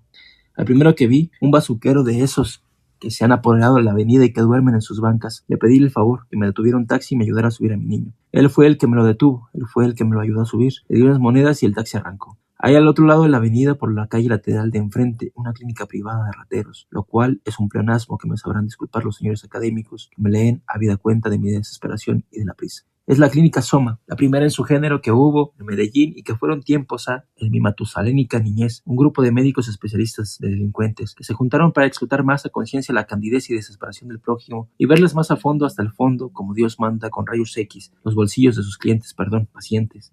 A estos hijos de puta les voy a dejar el cadáver. Se me ocurrió con esa lucidez de relámpago que infaltablemente me ilumina en los momentos culminantes de mis desastres. Y le indiqué al taxista que dando un rodeo, el que fuera y cobrando lo que quisiera me llevara allí a la acera opuesta. Aquí les traigo a este muchacho que acaban de herir en la calle, les dije en la recepción.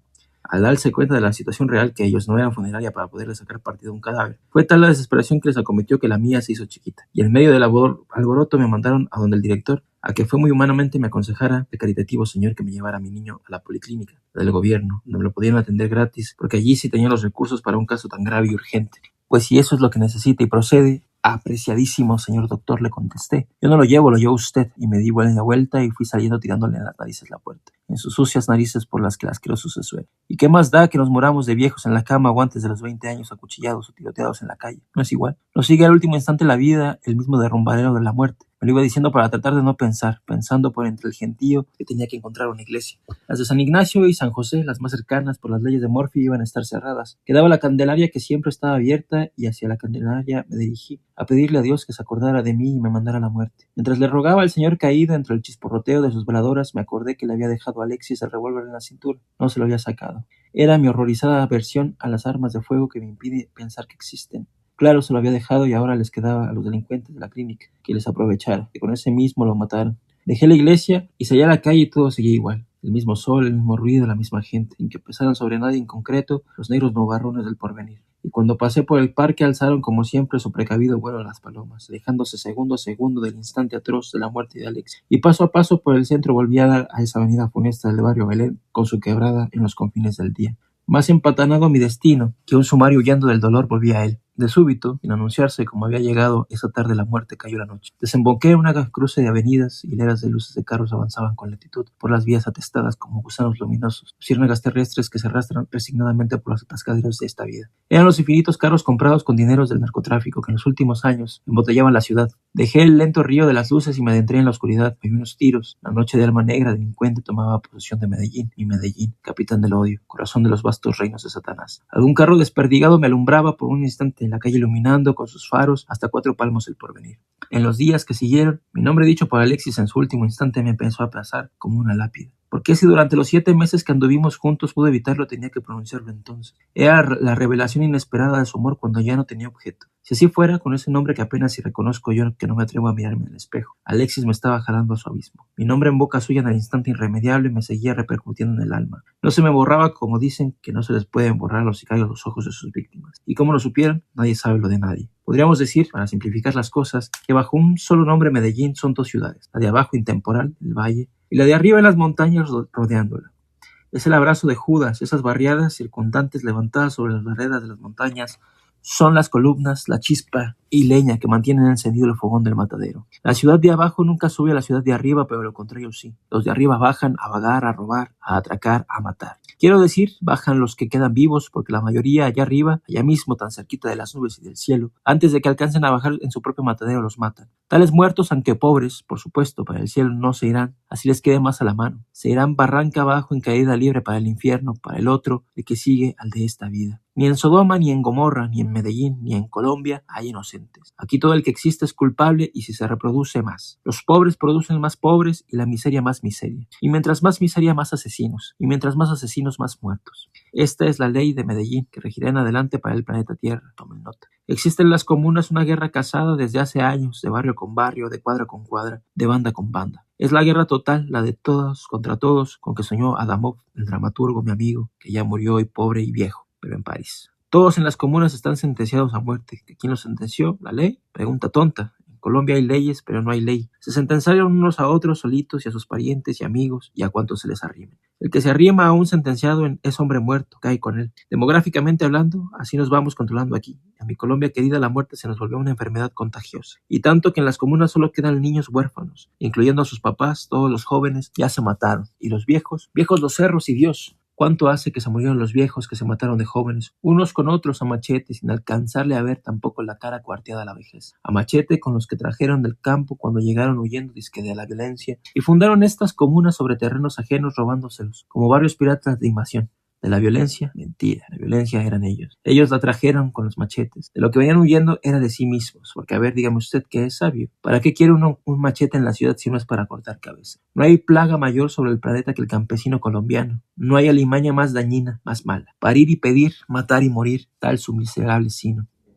Los hijos de estos hijos de mala madre cambiaron los machetes por trabucos y changones. Armas de fuego hechizas, caseras, que los nietos a su vez, modernizándose, cambiaron por revólveres que el ejército y la policía les venden para que con el aguardiente que fabrican las rentas departamentales se emborrachen y se les salgan todos los demonios y con esos mismos revólveres se matan. Con el dinero que les producen las dichas rentas, el aguardiente, el Estado lo paga a los maestros para que les enseñen a los niños que no hay que tomar ni matar. Y no me pregunten por qué ese contrasentido. Yo no sé, yo no hice este mundo, cuando aterricé ya estaba él. Es que la vida es así, cosa grave, parcero. Por eso vuelvo y repito, no hay que andar imponiéndola. Que el que nazca, nazca solo, por su propia cuenta y riesgo y generación espontánea. Apuntalado en una precaria legitimidad electorera, presidido por un lobo marica, fabricador de armas y destilador de aguardiente, forjador de constituciones impunes, lavador de dólares, aprovechador de la coca, atracador de impuestos, el Estado en Colombia es el primer delincuente. Y no hay forma de acabarlo, es un cáncer que nos va royendo, matando de a poquito. Sí, señor, Medellín son 2 en 1. Desde arriba nos ven y desde abajo los vemos, sobre todo en las noches claras cuando brillan más las luces y nos convertimos en foco. Yo propongo que se siga llamando Medellín a la ciudad de abajo y que se deje su alias para la de arriba, Medallo. 2 nombres puesto que somos 2, o 1 pero con el alma partida. ¿Y qué hace Medellín por Medallo? Nada, canchas de fútbol en terraplenes elevados, excavados en la montaña con muy bonita vista. Nosotros, panorámica, para que jueguen fútbol todo el día y se acuesten cansados y ya no piensen en montar ni en la cópula. A ver si zumba así un poquito menos sobre el valle del avispero. A fuerza de tan feas, las comunas son hasta hermosas. Casas y casas y casas de 2 pisos a mera de terminar, con el segundo piso siempre en veremos, amontonadas, apeñuscadas, en las que salen niños y niños como brota el agua de la roca por la varita de Moisés. De súbito, sobre las risas infantiles cantan las ráfagas de una metralleta. Ta ta ta ta ta ta. Son las primadonas, las mini-usis con que soñaba Alexis cosiendo el aire con sus balas, cantando el aria de la locura. Se guindaron a canear los de arriba con los de abajo, los de lado con los de lado, los unos con los otros. Qué mano de changonazos, Dios mío, qué lluvia de balines como rociada de agua bendita. Y van cayendo los muñecos mientras sopla sobre Santo Domingo Sabio y la mañana caliente su ráfaga fría y refrescante la muerte. Santo Domingo Sabio es un barrio que de santo no tiene más que el nombre. Es un verdadero asesino. Después vienen los inspectores a recoger los cadáveres y luego, nada, como si nada, a seguir los vivos viviendo hasta la próxima balacera que nos sacude el aburrimiento. Además de los enemigos que le dejaron sus difuntos padres, hermanos y amigos, cada quien en las comunas se consigue por su propia cuenta los propios para heredárselos a su vez todos sumados a sus hijos, hermanos y amigos cuando lo maten. Es la herencia de la sangre el río desbordado. Las comunas solo pueden entender desenredando la trama enmarañada de estos odios. Cosa imposible e inútil. Yo no le veo a este asunto más solución ni remedio que contar, como hizo Alejandro, de un tajo el nudo gordiano e instaurar el fusiladero una tapia larga, encarada de blanco que anuncia en letras grandes y negras la urosalina, ese remedio milagroso de mi niñez que se deletreaba así en el radio a toda carrera. Urosalina. Urosalina. Y que vayan cayendo los fumigados y aterrizando sobre ellos los gallinazos. ¿Y cómo sé tanto de las comunas sin haber subido? Hombre, muy fácil. Como saben los teólogos de Dios sin haberlo visto. Y los pescadores del mar por las marejadas que les manda, enfurecido hasta la playa. Además, sí subí una tarde, en un taxi que me cobró una fortuna porque dice que vida no hay sino una y que él tenía 5 hijos. Arriba me dejó en Santo Domingo, Sabio, o Villa del Socorro, o El Popular, o El Granizal, o La Esperanza, en uno de esos mataderos solo con mi suerte. Hasta allá subí a buscar a la mamá de Alexis y de paso a su asesino. Vi al subir los granaderos, esas tienduchas donde venden yucas y plátanos, enrejados, para que no les pueda robar la miseria. Vi las canchas de fútbol voladas sobre los rodaderos, vi el laberinto de las calles y las empinadas escaleras, y abajo la otra ciudad en el valle, rumorosa. En una callejuela de muy arriba en la montaña encontré la casa. Llamé. Me abrió ella con un niño en los brazos y me hizo pasar. Otros 2 niños de pocos años se arrastraban semidesnudos por esta vida y el piso de tierra. Pensé en una humilde mujer de mi niñez, en una sirvienta de mi casa que me la recordaba. Evidentemente aquella lejana mujer, que por la edad podría haber sido mi madre, no era la que tenía enfrente, que podía ser mi hija. Además, ¿cuánto no haría que esa sirvienta de mi casa se murió? Sería por sobre el abismo del tiempo que repetían las personas, los destinos, lo que fuera. Ni en esta pobre mujer ni en ninguno de sus niños reconocí un solo rasgo de Alexis, nada pero nada de su esplendor. Los milagros son así, burreteros. Hablamos muy poco, me contó que su actual esposo, el padre de estos niños, la había abandonado y que al otro, el padre de Alexis, también lo habían matado. En cuanto al muchacho que mató a Alexis, era de los lados de Santa Cruz y la Francia y le decían la Laguna Azul. No se asombren de que ella, que no lo vio, supiera más que yo del asesino, yo que lo vi disparando. En las comunas todo se sabe, tenga por seguro que si usted lo matan en el Parque Bolívar, y no lo quiera mi Dios, no viene este acabado de caer allá kilómetros abajo, aquí kilómetros arriba ya lo están celebrando, o llorando. Sentí una inmensa compasión por ella, por sus niños, por los perros abandonados, por mí, por cuanto seguimos capoteando los atropellos de esta vida. Le di algo de dinero, me despedí y salí. Cuando emprendía la bajada, sin decir agua va, ni mediar provocación ninguna, porque quiera alborote esta furia, se soltó el aguacero. Quiero explicarle, por si no lo sabe, por si no es de aquí, que cuando a Medellín le va por llover es como cuando le dan por matar. Sin términos medios, con todas las de la ley y a conciencia. Es que aquí no se puede dejar vivo al muerto porque entonces aún no lo quedan conociendo y después el muerto es uno. Cosa grave para uno en particular, pero alivio para los demás en general. Por eso los que caen a la policlínica, el pabellón de urgencia del Hospital San Vicente de Paul, nuestro hospital de guerra, es a que les rozan el corazón. El cielo que nos mira desde arriba vive tan enojado como los cristianos de abajo y cuando se suelta ese loco a llover, es a llover, como una demencia desbordada. Arroyos torrentosos empezaron a saltar por las escaleras de cemento como cabras locas desbalagadas y a confluir en ríos por las desbarrancadas calles. Me hice a un lado para que el río Tromba, que bajaba tronando, atrabancando, atropellando, pasara y no me llevara. Íbamos para el mismo lado, para abajo, pero yo sin tanta prisa. Y mientras el loco frenético de arriba se despanzurraba de la ira, nadie en las desiertas calles de las comunas, ni un alma, ni un asesino, y ni un alero tampoco para guarecerme en tantas casas miserables, mezquinas, construidas con el egoísmo del sálvese quien pueda. Añoré mi viejo barrio de Boston, donde nací, de nobles casas con alero, para que cuando lloviera nos escampáramos los parroquianos que íbamos a misa. ¿Se les hace impropio un viejo matando a un muchacho? Claro que sí, por supuesto. Todo en la vejez es impropio. Matar, reírse, el sexo y sobre todo seguir viviendo. Salvo morir ser todo en la vejez es impropio. La vejez es indigna, indecente, repulsiva, infame, asquerosa, y los viejos no tienen más derecho que el de la muerte. En la laguna azul sombría me estaba hundiendo. Era azul de nombre, pero de aguas verdes traicioneras. Su alma pantanosa enredada en mohos y en algas pegajosas me jalaba hacia el fondo. Las algas soltaban un veneno verde que era el que le daba su color falaz a la laguna azul. ¿Y quién dijo que yo lo iba a matar? Para eso están aquí los sicarios, para que sirvan como las putas y los contraten los que los pueden pagar. Ellos son los cobradores de las deudas incobrables, de sangre o no, y valen menos que un plomero. Es la última ventaja que nos queda en este cuadro de desastre. Mientras en las comunas seguía lloviendo y sus calles, ríos de sangre, seguían bajando con sus aguas de diluvio a teñir de rojo el resumidero de todos nuestros males. La laguna azul, en mi desierto apartamento sin muebles y sin alma, sol, me estaba muriendo, rogándoles a los de la policlínica que le cosieran como pudieran, aunque fuera con hilo corriente a mi pobre Colombia el corazón.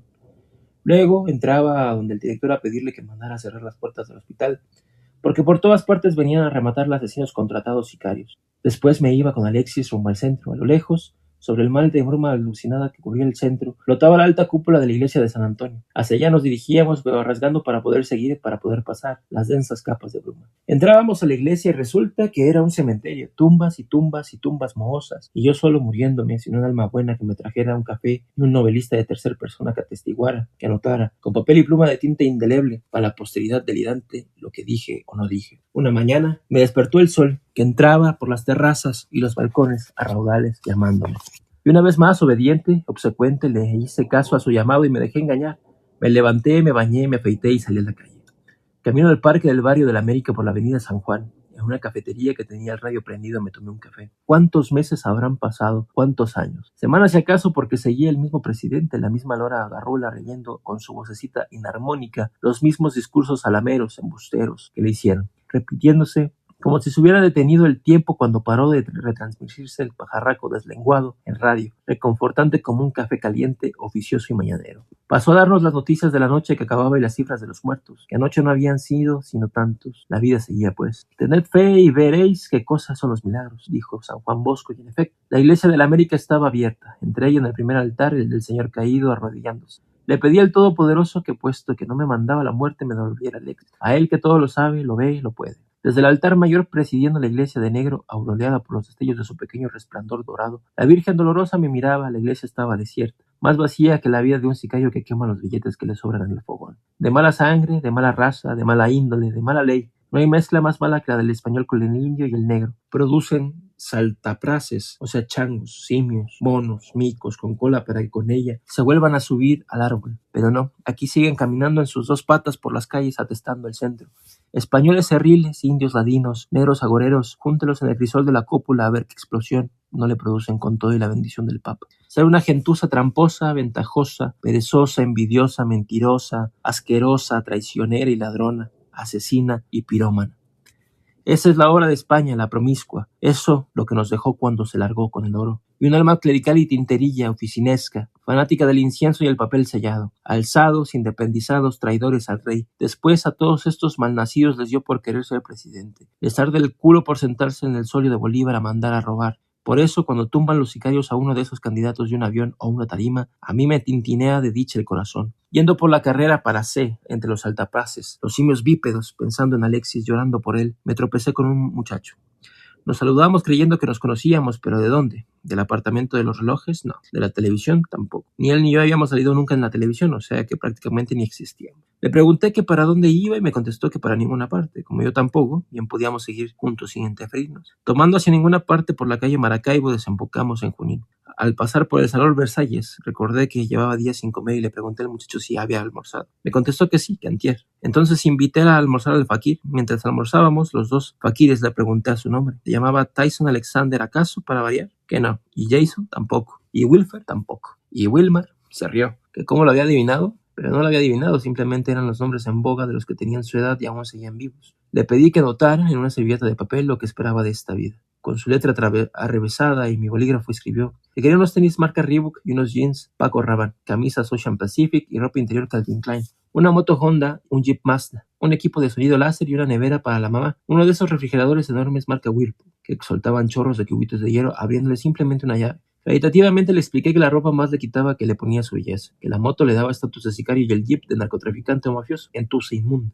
¿Y el equipo de sonido para qué? ¿Para qué más ruido afuera con el que llevamos dentro? ¿Y para qué una nevera si no iban a tener que meter en ella aire? ¿Un cadáver? Que se tomara su sopita y se olvidara de ilusos sueños. Se rió y me dijo que adoptara a mi vez por el reverso de la servilleta lo que yo esperaba de esta vida. Iba a escribir nada, pero se me fue escribiendo su nombre. Cuando lo leyó, se rió y alzó los hombros, esto que prometía todo y nada. Le pregunté si le podía tilde a Wilmar y me contestó que daba igual, que como yo quisiera. Entonces digamos que sí, dejando el salón Versalles, que de Versalles no tiene un aplique, un carajo tomando por Junín abajo rumbo a ninguna parte, se soltó a llover. Estábamos frente a la iglesia de San Antonio que no conocíamos, ¿sí? No la había visto, pues, en sueños con Alexis, vuelto a un cementerio en brumas. Le dije a Wilmar, que entráramos. La iglesia tiene dos entradas, una por la fachada de la cúpula, otra por la de las torres. Por la de la cúpula entramos subiendo por la escalinata en el pórtico.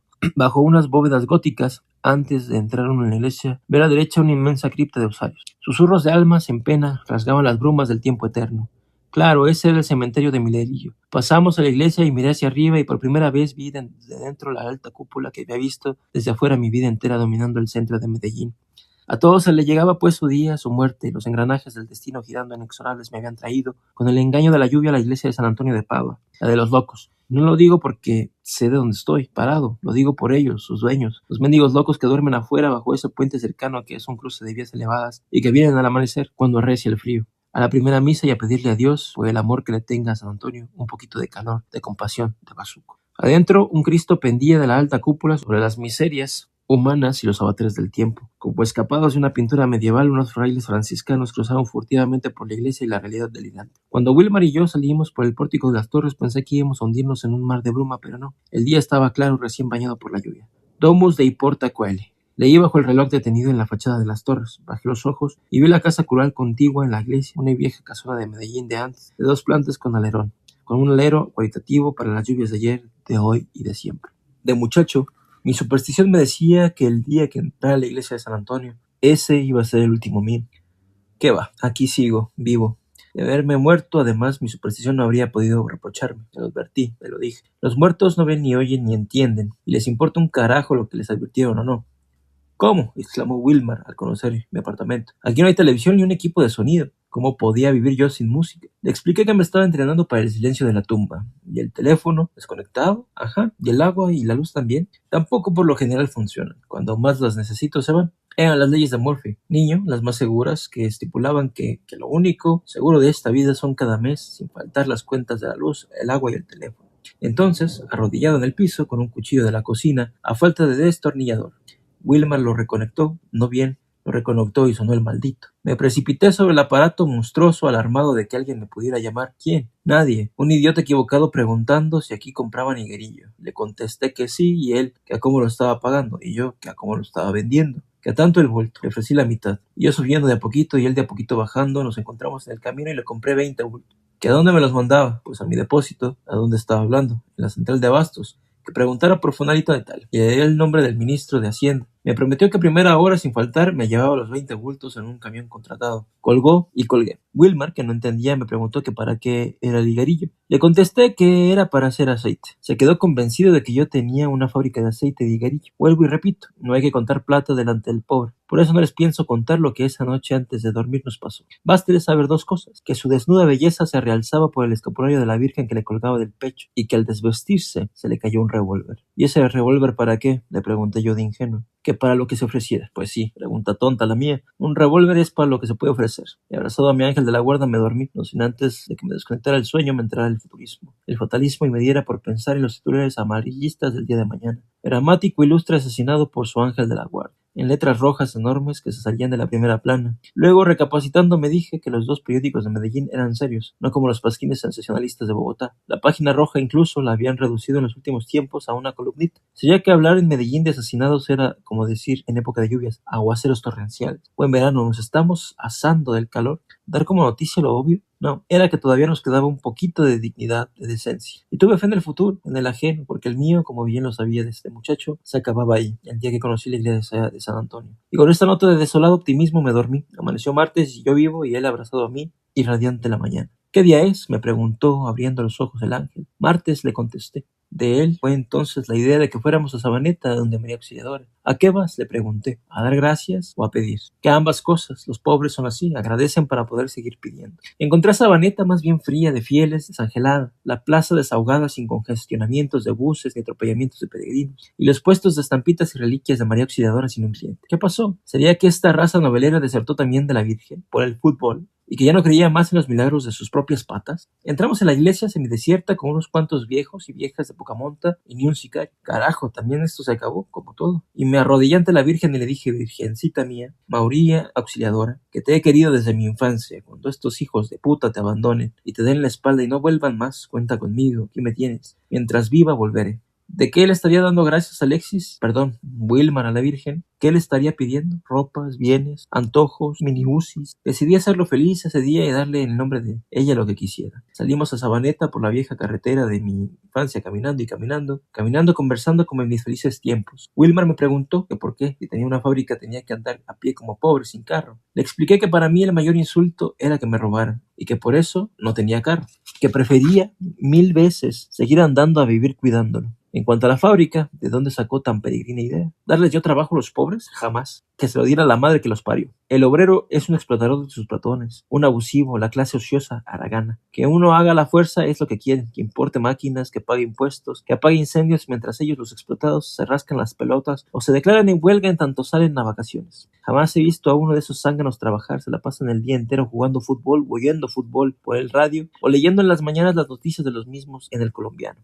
Y armándome sindicatos. Y cuando llegan a sus casas los malnacidos, rendidos, fundidos, extenuados del trabajo, pues a la cópula, a empanzurrar a sus mujeres de hijos y a sus hijos de lombrices y aire. Yo explotar a los pobres con dinamita. Mi fórmula para acabar con la lucha de clases es fumigar esta roña, corriditos a mí. Pero cuando la cara se me encendía de la ira, pasamos a Bombay, la bomba de gasolina de mi infancia, que era a la vez cantina, y los recuerdos empezaron a ventearme suavecito, como una brisa con rocío refrescante, bienhechora, y me apangaron en el incendio de la indignación.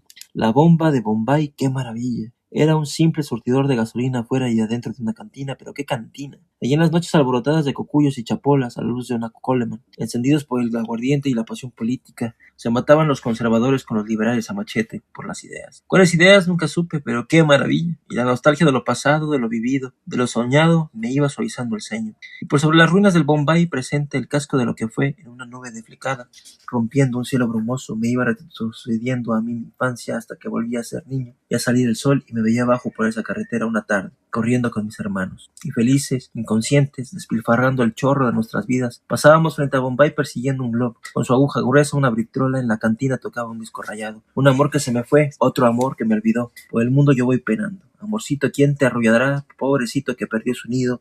Sin hallar abrigo, muy solito va. Caminar y caminar, ya comienza a oscurecer y la tarde se va ocultando. Y los ojos se me encharcaban de lágrimas mientras, dejando atrás a Bombay, para siempre volvía a sonar a tumbos en mi corazón rayado ese senderito de amor que oí de niño en esa cantina por primera vez esa tarde, y que hace sin embargo que volvía con Alexis por esta misma carretera, agotándose instante por instante en la desesperanza nuestro imposible amor. Wilmar no lo podía entender, no lo podía creer, que alguien llorara porque el tiempo pasa. Al diablo con la bomba de Bombay y los recuerdos, me dije secándome las lágrimas. Nada de nostalgias, que venga, lo que sea, aunque sea el matadero del presente. No debemos volver atrás. Unas cuadras después pasamos frente a Santa Anita, la finca de mi infancia, de mis abuelos, la que no quedaba nada, pero nada de nada. Ni la casa ni la barranca donde se alzaba. Habían cortado a pico la barranca y construido en el hueco una disque urbanización milagro. Casitas y casitas y casitas para los hijueputas pobres para que parieran más. De regreso a Medellín le compré a Wilmar los famosos tenis y la dotación completa de símbolos sexuales: jeans, camisas, camisetas, cachuchas, calcetines, truzas y hasta suéteres y chaquetas para los fríos glaciales del trópico.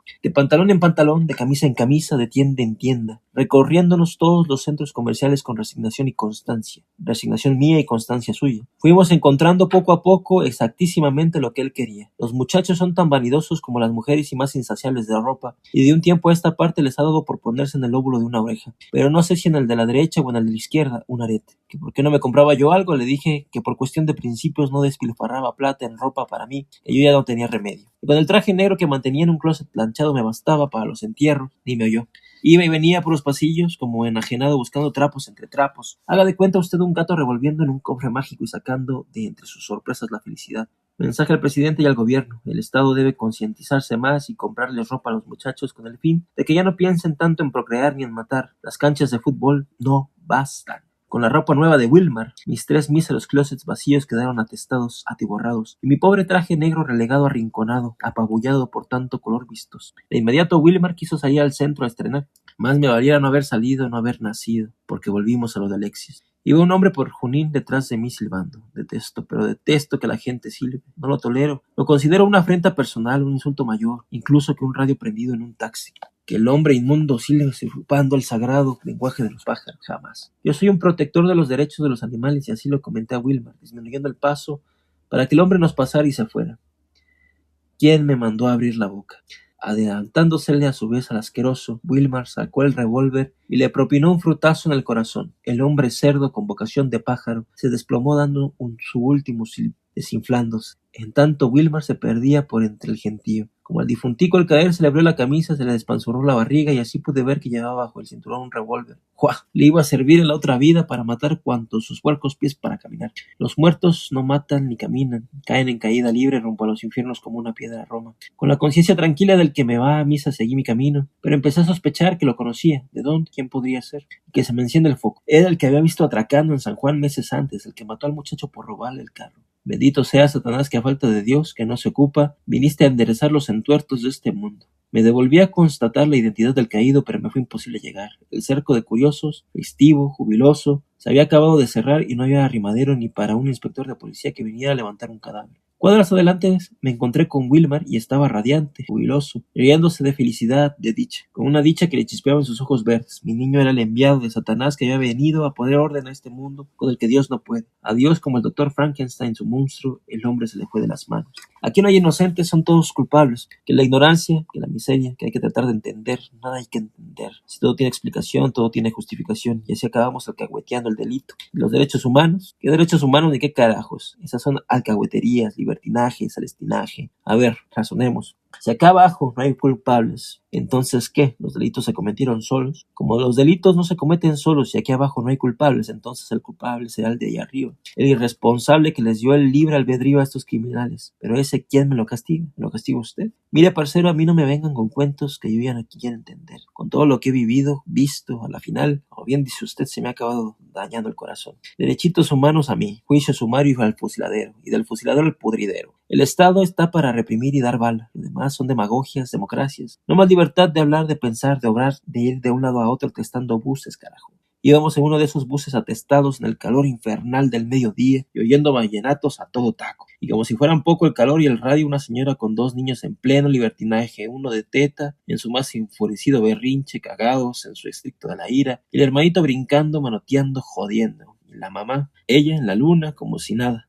poniendo cara de Mona Lisa a la delincuente, la desgraciada, convencida de que la maternidad es sagrada, en vez de aterrizar a meter en cintura a sus 2 engendros. ¿No se les hace demasiada desconsideración para con el resto de los pasajeros? Una verdadera falta de caridad cristiana. ¿Por qué berrea el bebé, señora? ¿Por estar vivo? Yo también lo estoy y me tengo que aguantar, pero hasta cierto punto, porque si bien es cierto que en esta vida abusan del inocente, también es cierto que habrá una gota que llenó la taza, y con la taza llena hasta el tope, rebosada hasta el rebose. He aquí que en Wilmar encarna el rey Herodes, y que saca el santo rey el tote y tuena 3 veces, tas, tas, tas, una para la mamá, y 2 para sus redrojos. Una pepita para la mamá en su corazón de madre y 2 para sus angelitos en sus corazoncitos tiernos. Si hace 2000 años se le escapó a Egipto el impostor, estos no. Ya el santo rey estaba curado de engaños. Y no se muevan, hijo de putas, ni vengan a mirar porque los mato. La frase era la misma, exactísima, que había oído tiempo atrás de un asalto, de suerte que nadie tuvo que decirla esta vez al bus. Se fue diciendo sola por el aire. Como el chofer se tardó unos segundos más de la cuenta en abrirnos la puerta, cuando la acabó de abrir también, piró, difuntico.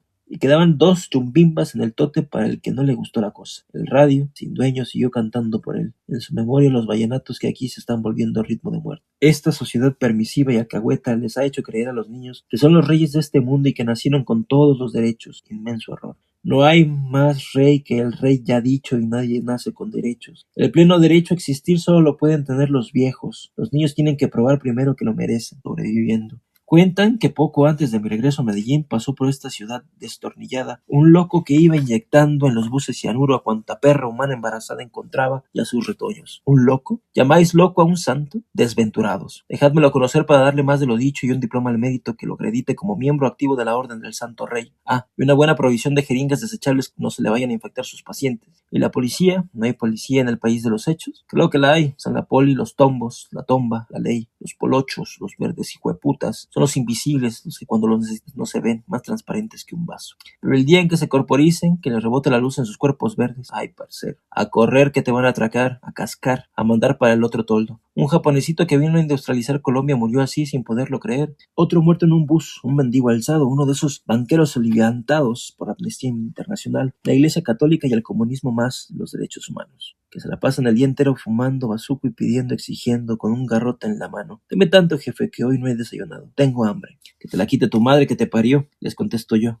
O el cura papa que es tan buen defensor de la pobrería y la proliferación de la roña humana. Mendiguitos a mí, caridad cristiana, odiando al rico peruso así empeñados en seguir de pobres y pariendo más. ¿Por qué no especuláis en la bolsa, faltos de imaginación, desventurados? ¿O montáis una corporación financiera y os vais a Suiza a depositar y a la Riviera a gastar? ¿O qué? ¿Creéis que el mundo se acabó en Medellín y que todo es sancocho? Bobitos, el mundo sigue y sigue, se va redondeando, dando la vuelta hacia las antípodas hasta que llegas por la parte de abajo de la naranja en jet propio o primera clase a la Côte d'Azur, donde hay salmón, caviar, paté de foie y putas de a $500 que no habéis olido en vuestras míseras vidas. Bueno, sin más preámbulos, se subió uno de estos asquerosos al bus con su garrote y se pronunció tamaño discurso de 4 cuadras para informarnos que como él era tan buen cristiano y no tenía trabajo, que prefería pedir a andar robando o matando, y arrancó de puesto en puesto blandiendo su garrote petentorio recogiendo su cuente. Para que acabara como dijo, como buen cristiano, cuando llegó a nosotros Wilmar, desenfundó su rayo de las tinieblas y le aplicó de limosna su pepita de eternidad en el corazón, no se le fuera a dañar al día menos pensado, y le diera por robarnos y matarnos.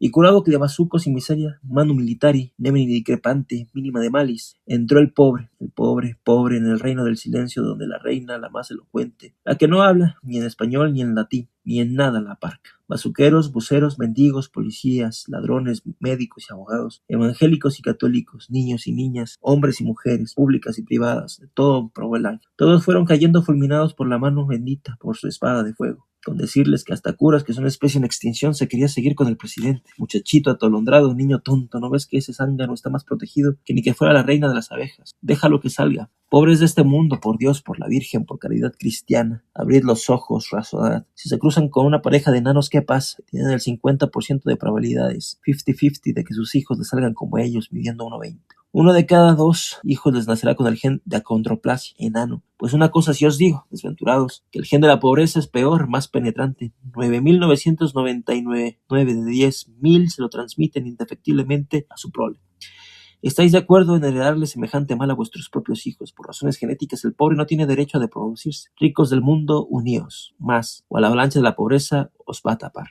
De ahí, del bus. Nos seguimos para el barrio de Boston a conocer a Wilmar, la casa donde nací. La casa estaba igual y el barrio igual, tal como los había dejado hace tantísimos años, como si una mano milagrosa los hubiera preservado bajo campana de cristal de los estragos de Cronos. Solo que lo que no cambia está muerto. Mira, niño, en esta casa, en este cuarto, de esta ventana que da a la calle, una noche despejada, estrellada, promisoria, mentirosa, nací yo. Y ahí mismo me quiero morir para redondear el epitafio, que en mayúsculas latinas ha de decir así, en aposición a mi nombre y a este lado de la puerta. Vir clarissimus, grammaticus conspicuus, philologus illustrissimus, quoque piu, placatus politus, plagasus fraternus placid. Unum et idem, e pluribus unum summum jus ignatus atque mortus est. Anno Domini tal. Y ahí ponen el año de instalación de la placa, no los de mi nacimiento y muerte, porque soy partidario de no meter a la eternidad en cintura entre fechas, como en camisa de fuerza. No, déjenla que fluya, que ella sola se irá pasando sin darse cuenta. Calle del Perú, barrio de Boston, ciudad de Medellín, departamento de Antioquia, República de Colombia, planeta Tierra, sistema solar, Vía Láctea, y todas las galaxias en la casa donde nací contra mi voluntad, pero donde me pienso morir por mano propia. Después llevé a Wilmar a conocer la iglesia salesiana del sufragio donde me bautizaron, y salvo el bautisterio todo estaba igual, sin cambios. El bautisterio, no sé por qué, lo habían eliminado, sellado con un muro de cemento ciego. Mejor,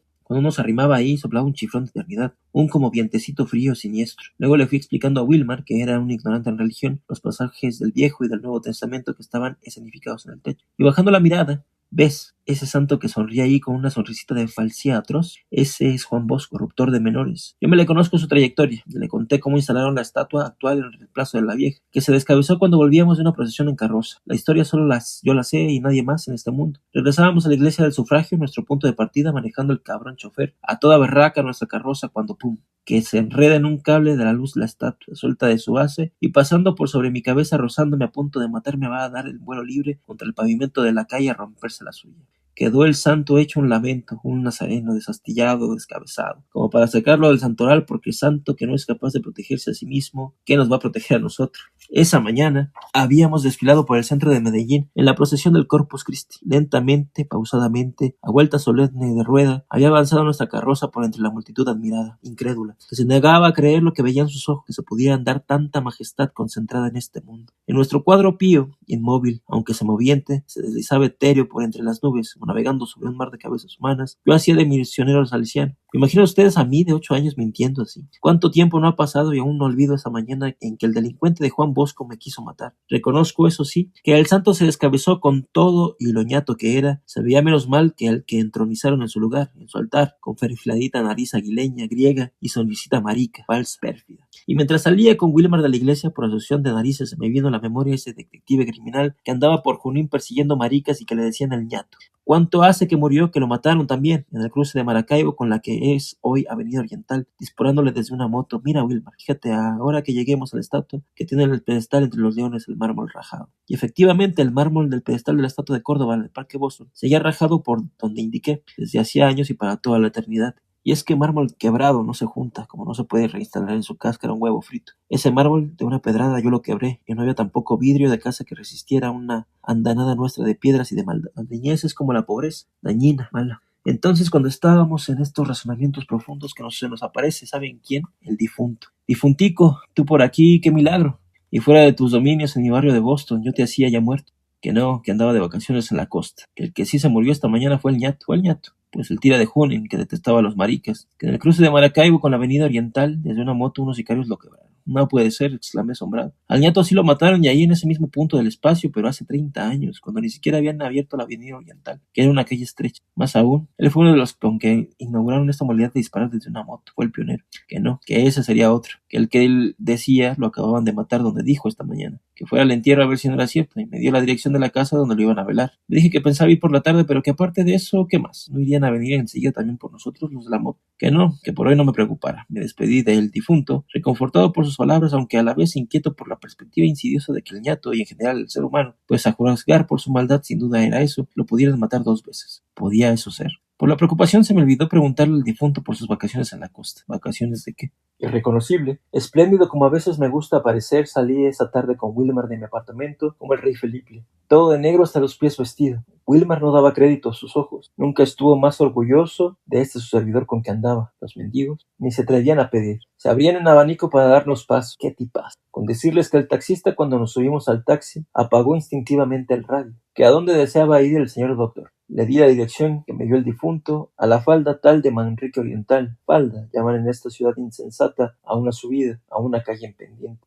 Díganme si están o no están de falda, hasta donde yo entiendo, es la de las mujeres, corta o larga, larga o corta, pero una subida. En fin, que ahí vamos por Manrique, que es un barrio cuesta arriba como esta vida, una pared parada, buscando entre sus faldas esa falda. Lo digo por mis lectores japoneses y serbocroatas, es donde se acaba Medellín y donde empiezan las comunas o viceversa. Es como quien dice la puerta del infierno, aunque no se sepa si es de entrada o de salida. Si el infierno es el que está para allá o el que está para acá, subiendo o bajando. Subiendo o bajando, de todos modos la muerte, mi comadre, anda por esas faldas entregada a su trabajo sin ponerle mala cara a nadie. Es como yo, su ahijado, carezco de reparos idiomáticos, todo me gusta. Llegamos a la casa del ñato y, puesto que la puerta estaba abierta, entramos sin llamar. El ataúd lo tenían instalado en el corredor para que se pudieran emplayar más a gusto los dolientes por el patio. Instalada, entre cirios, la caja negra y un Cristo doliente enfrente. Un rumor sordo de rezos nos recibió con olor a pábilos chamuzados. Eran los cirios llamándose preludio efímero de la eternidad. Recibían las condolencias las 2 hermanas del muerto, unas señoritas, ancianas muy dignas, muy respetables, cosa que jamás hubiera sospechado yo en tratándose de quien se murió. Bueno, se murió aquí, no me gusta,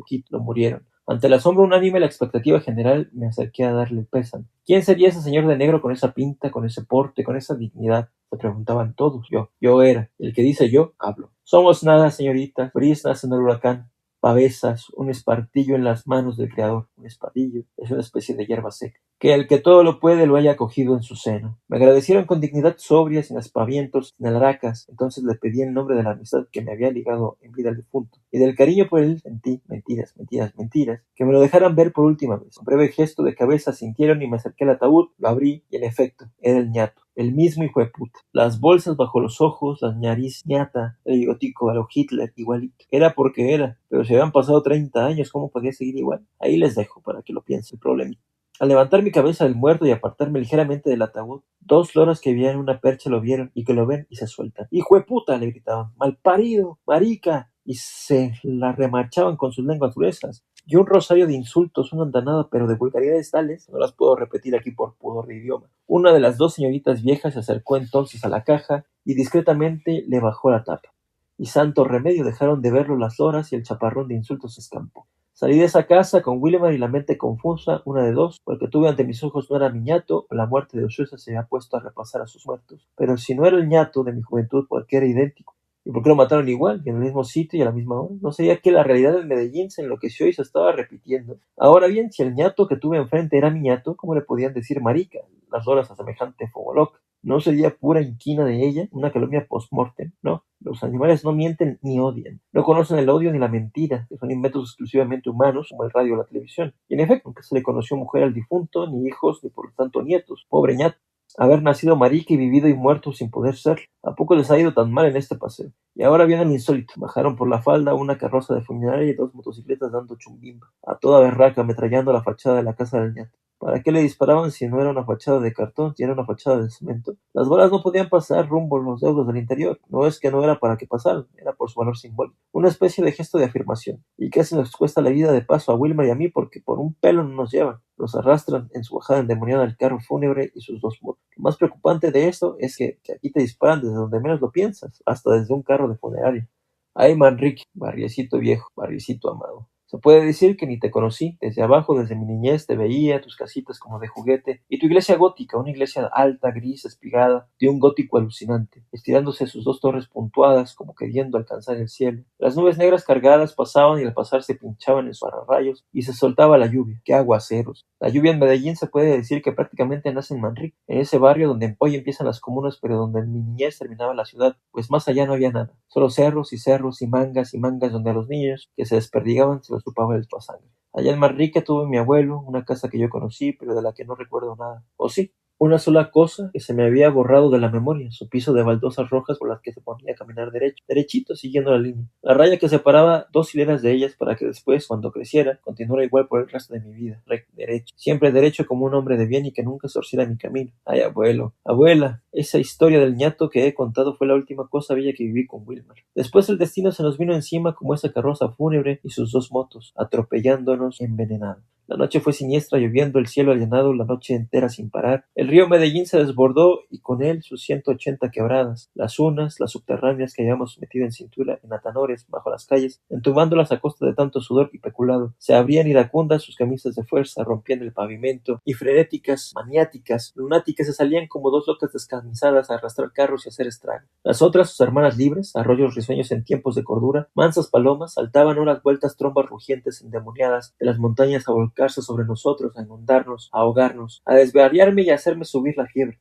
Y desventrado el cielo, desbordado el río, desquiciadas las quebradas, se empezaron a alborotar las alcantarillas, a rebosarse, a salir a borbotones y a subir, hacia mis balcones el inmenso mar de mierda. Lo advertí, que íbamos a acabar en eso o en lo que fuera. El día amaneció normal, asesino. El resto de la noche borrascosa, poniendo cara de inocente, la luz del día, hipócrita, mentiroso. Fuimos a comprar el refrigerador para la mamá de Wilmer y me dio por pasar de regreso por el Versalles disque a comprar pasteles. Estos pastelitos de gloria que hacía mi abuela y que no se comen ni en la misma Viena. Se hacen así ponen la pasta de hojaldra a inflar la noche anterior al sereno bajo cielo estrellado y al día siguiente simplemente se mete al horno con relleno de dulce guayaba. No mucho porque, como decía mi abuela, el dulce empalaga. Cruzamos el parque, tomamos por Junín y llegamos al Versalles. A la entrada de nos tropezamos con la plaga. ¡Ay, plaguita, qué alegría ver! Exclamé. Yo te decía muerto. Que no, que todavía no. Que seguía en la racha de suerte. Y tu hijito, que ya estaba por nacer, que era cosa de días, pero que se había tomado 9 meses. Tanto así, qué despilfarro. Yo en 9 meses me escribo una ópera. Wilmar entró a comprar los pasteles y yo me quedé afuera con la plaga conversando. Entonces me hizo el reproche. ¿Por qué andaba con el que mató a Alexis? ¿Por qué dices eso, niño tonto? Le contesté. ¿No ves que yo ando con Wilmar y Alexis lo mató a la Laguna Azul? Wilmar es Laguna Azul, respondió. Por unos segundos se me detuvo el corazón. Cuando volviendo a andar ya sabía que tenía que matarlo, claro que era, claro que sí, claro que lo conocía, eso lo sentí desde el primer momento en que nos atropellamos por Palace, allí abajo cerquita de Maracaibo. que por qué lo llamaban así, con ese apodo tan absurdo. Le pregunté por preguntar, por decir algo, por seguir hablando sin pensar, y me contestó que porque se parecía al muchacho de esa película. Ah, repliqué, nunca la vi. Hace años no voy a cine. Entonces salió el otro con los pasteles y me despedí de la plaga. Tomamos por Junín rumbo a la playa, esa avenida donde una tarde como esta me había matado a mi niño y de paso a mí. Me ofreció un pastel de la bolsa, pero no se lo quise recibir. Sin sospechar, él nada iba comiendo pasteles y pasteles que iba sacando de la bolsa. ¿Tú ya conocías a ese? Le pregunté refiriéndome a la plaga, a quien habíamos dejado atrás. Ajá, contestó con la boca llena. ¿Porque también es de tu barrio? Ajá, volvió a contestar, asintiendo con la cabeza, y siguió comiendo pasteles. Le dije que tenía que ir a la Candelaria a pedirle al señor caído, pero no le dije a pedirle qué. Tenía que ir a esa iglesia a rogarle a Dios, que todo lo sabe, que todo lo entiende, que todo lo puede, que me ayudara a matar a este hijo de puta. Le dije que me esperara afuera y entré a la iglesia sin él. Las veladuras del señor caído chisporroteaban fervorosas, elevando al cielo su plegaria, mi súplica, que me iluminara cómo. Cuando salí de la iglesia ya lo sabía. En el atrio, entre los puestos de lotería y los mendigos, él seguía esperándome. Vino hacia mí. Le dije que nos iríamos a dormir esa noche a cualquier motel de las afueras. Me preguntó la razón y le contesté que por supersticiones, porque sentía que si me quedaba esa noche en mi casa me iban a matar. Como esta impresión la pude tener cualquiera en cualquier momento, en cualquier parte de Medellín, ¿lo entendió? Le había dado una razón incontrovertible, una que no acepta razones. Cruzamos el parque y al pasar junto a la estatua se alzó un revuelo de palomas que me avivó el recuerdo. Y recordé la tarde en que volví a esta iglesia a rogar por mí y a llorar por él, por mi niño. Alexis, el único. Abanicada su indiferencia por las palomas, ajeno a todo más allá de las miserias humanas, seguía sobre su pedestal. Pedro Justo Berrió, el viejo gobernador que gobernó Antioquia por el tiempo inconcebible de 4 años, un récord Guinness. Aquí lo usual es que duren meses, se tumban los unos a los otros en su rapiña, en su voracidad burócrata. Frente al prócer se alzaba en su desmesura idiota el tren elevado, el disquemetro inacabado, detenido en sus alturas y convertido abajo en guarida de mendigos y ladrones. No lo han podido concluir, tienen años con él detenido. Endeudaron a Antioquia para hacerlo y se robaron la plata. Hicieron bien, si no se la hubieran robado ellos, se la habrían robado otro. Y al que no le guste la impunidad, que no la respire, que siga su camino sin mirar, tapándose las narices. Unos roban y a otros los roban, unos matan y a otros los matan. Y eso es, todo estaba dentro de la más normalidad. La vida seguía su curso en Medellín. Algún día acabaría en lo inconcluso y cruzará el tren elevado sobre mi ciudad, deslizándose por sus aceitados rieles, volando, transportando gente y más gente y más gente. Yo ya no estaría para preguntarles a dónde van con tanta prisa, ratas humanas. ¿Qué se creen que se volvieron? ¿Bajan? Entramos al motel sin registrarnos como se estila aquí. Aquí no es como en Europa, donde se violan a todas horas los derechos humanos, y a hotel a donde vaya uno le piden descaradamente identificación presumiendo lo que no se debe, que el ser humano es un criminal. Aquí no. La confianza pública no está tan envenenada. Además, aquí los moteles son de putas, y ellas y los que van con ellas no tienen identidad. Así sin identidad como el hombre invisible cruzamos por la recepción. Entramos al cuarto, nos desvestimos, nos acostamos, y él se durmió, y yo me quedé despierto, meditando sobre los atropellos europeos a los derechos humanos y el eterno silencio del Papa. Su revólver, lo había puesto como siempre sobre su ropa. Eso él. En cuanto a mí, yo simplemente estiraba como me aconsejó el santo caído el brazo, lo tomaba, lo ponía sobre su cabeza, la almohada y le disparaba. Y a ver si alcanzaba a oír el tiro, su puta madre que lo parió. Después me iría yendo tan tranquilo con estos mismos pies con los que entré. Y yo inmóvil y él durmiendo, y así empezaron a correr las horas. Y el revólver no venía solo hacia mí volando por el aire, ni mi brazo se me alargaba a tomarlo. Entonces descubrí lo que no sabía, que estaba infinitamente cansado, que me importaba un carajo el honor, que me daba lo mismo la impunidad que el castigo y que la venganza era demasiada carga para mis años. Cuando empezó a entrar el sol por la ventana, entreabrió los ojos y entonces le pregunté, ¿por qué mataste a Alexis? Porque mató a mi hermano, me contestó, restregándose los ojos, despertando. Ah, comenté como un estúpido. Nos levantamos, nos bañamos, nos vestimos y salimos. Al yo pagar en la recepción nos ofrecieron un café, un tinto, como dicen en este país absurdo. Mientras esperábamos, se pasaron un taxi por la autopista. Le dije que yo iba con Alexis la tarde en que él lo mató. Que sí, que él ya sabía, que desde esa misma tarde me había quedado conociendo. Entonces, desde la primera noche que pasaste conmigo en mi apartamento me habrías podido matar. Se rió y me dijo que si alguien él no podía matar en este mundo era mí. Entonces pensé que él era como yo, de los que dejábamos pasar, que éramos iguales, perdonavidas. Le pregunté por el que manejaba la moto desde la que él le había disparado a Alexis y me contestó que a ese lo habían matado al día siguiente. Le pregunté que quién, que por qué. Me contestó que no supo, que eso se había quedado en veremos. De los muertos que cargaba Alexis en su conciencia, si es que tenía, cuando nos conocimos, yo no soy culpable. De los de este niño, los suyos propios tampoco. Allá ellos con sus muertos, que de los que aquí tenemos compartidos, ustedes son testigos. Le dije a Wilman que en mi opinión ya no tenía objeto seguir en Medellín, que esta ciudad no daba para más, que nos fuéramos, y para dónde, para donde fuera. El mundo no se acaba aquí, era bien grande. En cuanto a la humanidad, en todas partes sería la misma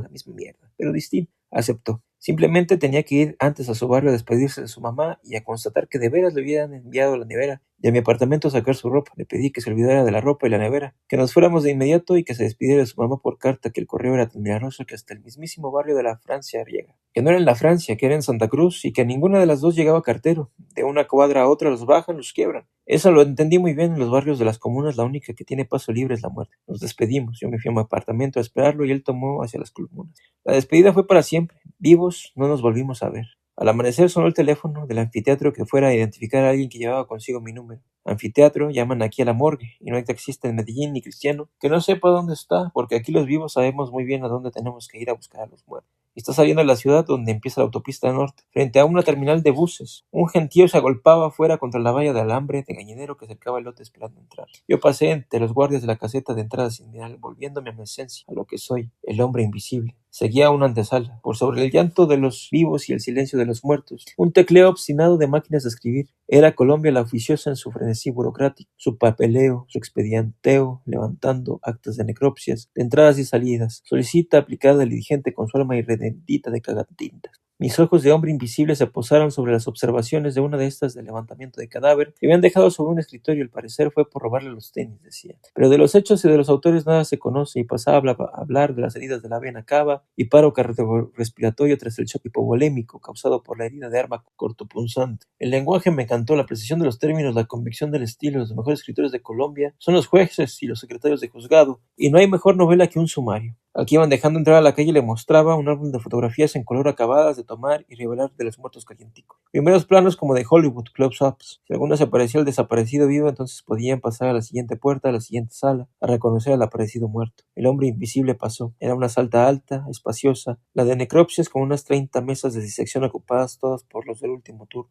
Todas y todos hombres, y casi todos eran jóvenes. Es decir, fueron. Ahora eran cadáveres, les habían extraído las vísceras para analizarlas y no les habían dejado nada de sustancia que comer a los gusanos. El hombre invisible se enteró que de todos esos corazones, hígados, riñones, pulmones, tripas irían a una fosa común. Lo que aquí dejaban para reconocimiento y consuelo de los deudos y estímulo a nuestra industria funeraria era el casco del que fue cosidos el pecho y el vientre en cremallera con unas puntadas burdas chambonas. Algunos tenían a sus pies el acta correspondiente del levantamiento de cadáver, pero no todos. Colombia nunca ha sido muy regular en sus cosas, es más bien irregular, imprevisible, impredecible, inconsecuente, desordenada, antimetódica, alocada, loca. El hombre invisible les fue pasando revista a los muertos. 3 cosas en especial le llamaban la atención de esos cuerpos desnudos sin corazón que pudieran volver a sentir el odio. La cabeza, y la de algunos con los pelos revueltos e enrizados, vaciada de sesos y rencores al sexo inútil, estúpido, impúdico, incapaz de volver a engendrar, hacer el mal, y los pies que ya no llevarían a nadie a ninguna parte. Entonces reparó que sobre los pies de uno de esos cadáveres había otro, pequeñito, orientado en sentido vertical como los brazos de una cruz, el de un bebé recién nacido y recién rajado. Por un instante, el hombre invisible pensó que el cadáver de la persona adulta era el de una mujer, la mamá, a la que habían hecho la cesárea, puesto que también tenía el vientre rajado. Pero no, era un hombre, otro más. Le habían puesto encima el cuerpecito del niño porque simplemente no tenían mesa vacía donde acomodarlo. El hombre invisible recordó esas combinaciones de objetos mágicas, insólitas con que soñaban los surrealistas, como por ejemplo los paraguas sobre una mesa de disección. Surrealistas estúpidos. Pasaron por este mundo, castos y puros, sin atender nada de nada, ni de la vida ni del surrealismo. El pobre surrealismo se estrella en añicos contra la realidad de Colombia. Entonces lo vi, una de esas mesas, uno más entre esos cuerpos inertes, fracasos irremediables. Ahí estaba él, Wilmar, mi niño, el único. Me acerqué y tenía los ojos abiertos, no se los pude cerrar por más que quise. Volvían a abrírsele como mirando sin mirar en la eternidad. Me asomé un instante a esos ojos verdes y vi reflejada en ellos, allá en su fondo vacío, la inmensa, la inconmensurable, la sobrecogedora maldad de Dios. A sus pies estaba su acta de levantamiento del cadáver, la leí deprisa. Nada especial, que iba en un bus atestado y le habían disparado por la ventanilla desde una moto. Que cuando la gente de la fiscalía llegó al bus detenido a levantar el cadáver, salvo el chofer, ya no encontró a nadie. Se habían ido todos a sus casas a oír el partido de fútbol y a comer, a fornicar, a parir más hijos. En cuanto al chofer, no vio ni oyó nada. Él estaba en su trabajo manejando y cobrando. Se notaban las observaciones que el presunto cadáver llevaba en el bolsillo del pantalón. El número de un presunto teléfono, el mío, al que me llamaron, para que no se fueran a enredar siguiendo pistas falsas, pues si alguien no lo pudo montar ni mandar matar era yo, que lo quería. Saqué mi bolígrafo y taché el número 20 veces, a ver si la ciencia forense colombiana era tan competente que alcanzaba a leer por sobre 20 tachones. Si en un principio de entrada el hombre invisible pensó, por su color translúcido, que los cadáveres de la sala de necropsias estaban refrigerados, después descubrió que no. No, era la transparencia de la muerte que nos deja a todos como santos coloniales de madera policromada, pero con colorcitos discretos, lívidos, de opalino a alabastrino. Los que sí están refrigerados son los NN, o no identificados, que van a una cava o frigorífico desnudos, colgados de unos ganchos como reses por 3 meses, al cabo de los cuales, si nadie los reclama, el Estado los entierra por su cuenta. El Estado, esto es Colombia, la caritativa. Cuando el hombre invisible salió, ya era un experto en todo esto. Lo último que vio fue un cadáver boca abajo en una mesa chorreando sangre de la cabeza sobre el piso. En el mismo piso, en un rincón, una ropa tirada, unos pantalones, una camisa y unos zapatos. Un moscardón pasó zumbando, alborotando el olor fresquecito de la muerte. Salí por entre los muertos vivos que seguían afuera esperando. Al salir se me vino a la memoria una frase del Evangelio que con lo viejo que soy hasta entonces no había entendido. Que los muertos entierren a sus muertos, y por entre los muertos vivos, caminando sin ir a ninguna parte, pensando sin pensar, tomé a lo largo de la autopista. Los muertos vivos pasaban a mi lado hablando solos, desvariando. Un puente peatonal elevado cruzaba la autopista. Subí. Abajo corrían los carros enfurecidos, atropellando, manejados por cafres que creían que estaban vivos, aunque yo sabía que no. Arriba volaban los gallinazos, los reyes de medallo, planeando sobre la ciudad por el cielo límpido, en grandes círculos que se iban cerrando, cerrando, bajando y bajando. Es la forma que tienen ellos de aterrizar con delicadezas los circunloquios sobre los que les corresponde, pero que el hombre necio, enterrador, les quiere quitar para dárselos a los gusanos. Yo pienso que es mejor acabar como un ave espléndida, tocando el cielo abierto, que como un gusano asfixiado. Bueno, digo yo. Bajé el puente y entré a un galpón inmenso que no conocía. Era la famosa terminal de buses intermunicipales atestada por los muertos vivos. Mis paisanos, yendo y viniendo apurados, atareados, preocupados, como si tuvieran junta pendiente con el presidente o el ministro y tanto que hacer. Subían a los buses, bajaban de los buses convencidos de que sabían a dónde iban o de dónde venían, cargados de niños y paquetes. Yo no sé. Nunca he sabido ni cargo nada. Pobres seres inocentes sacados sin motivo de la nada y lanzados en el vértigo del tiempo, por unos necios e enloquecidos instantes nada más. Bueno, parcero. Aquí nos separamos. Hasta aquí me acompaña usted. Muchas gracias por su compañía y tome usted por su lado su camino, que yo me sigo en cualquiera de estos buses para donde vaya, para donde sea. Y que te vaya bien, que te pise un carro o que te estripe un tren.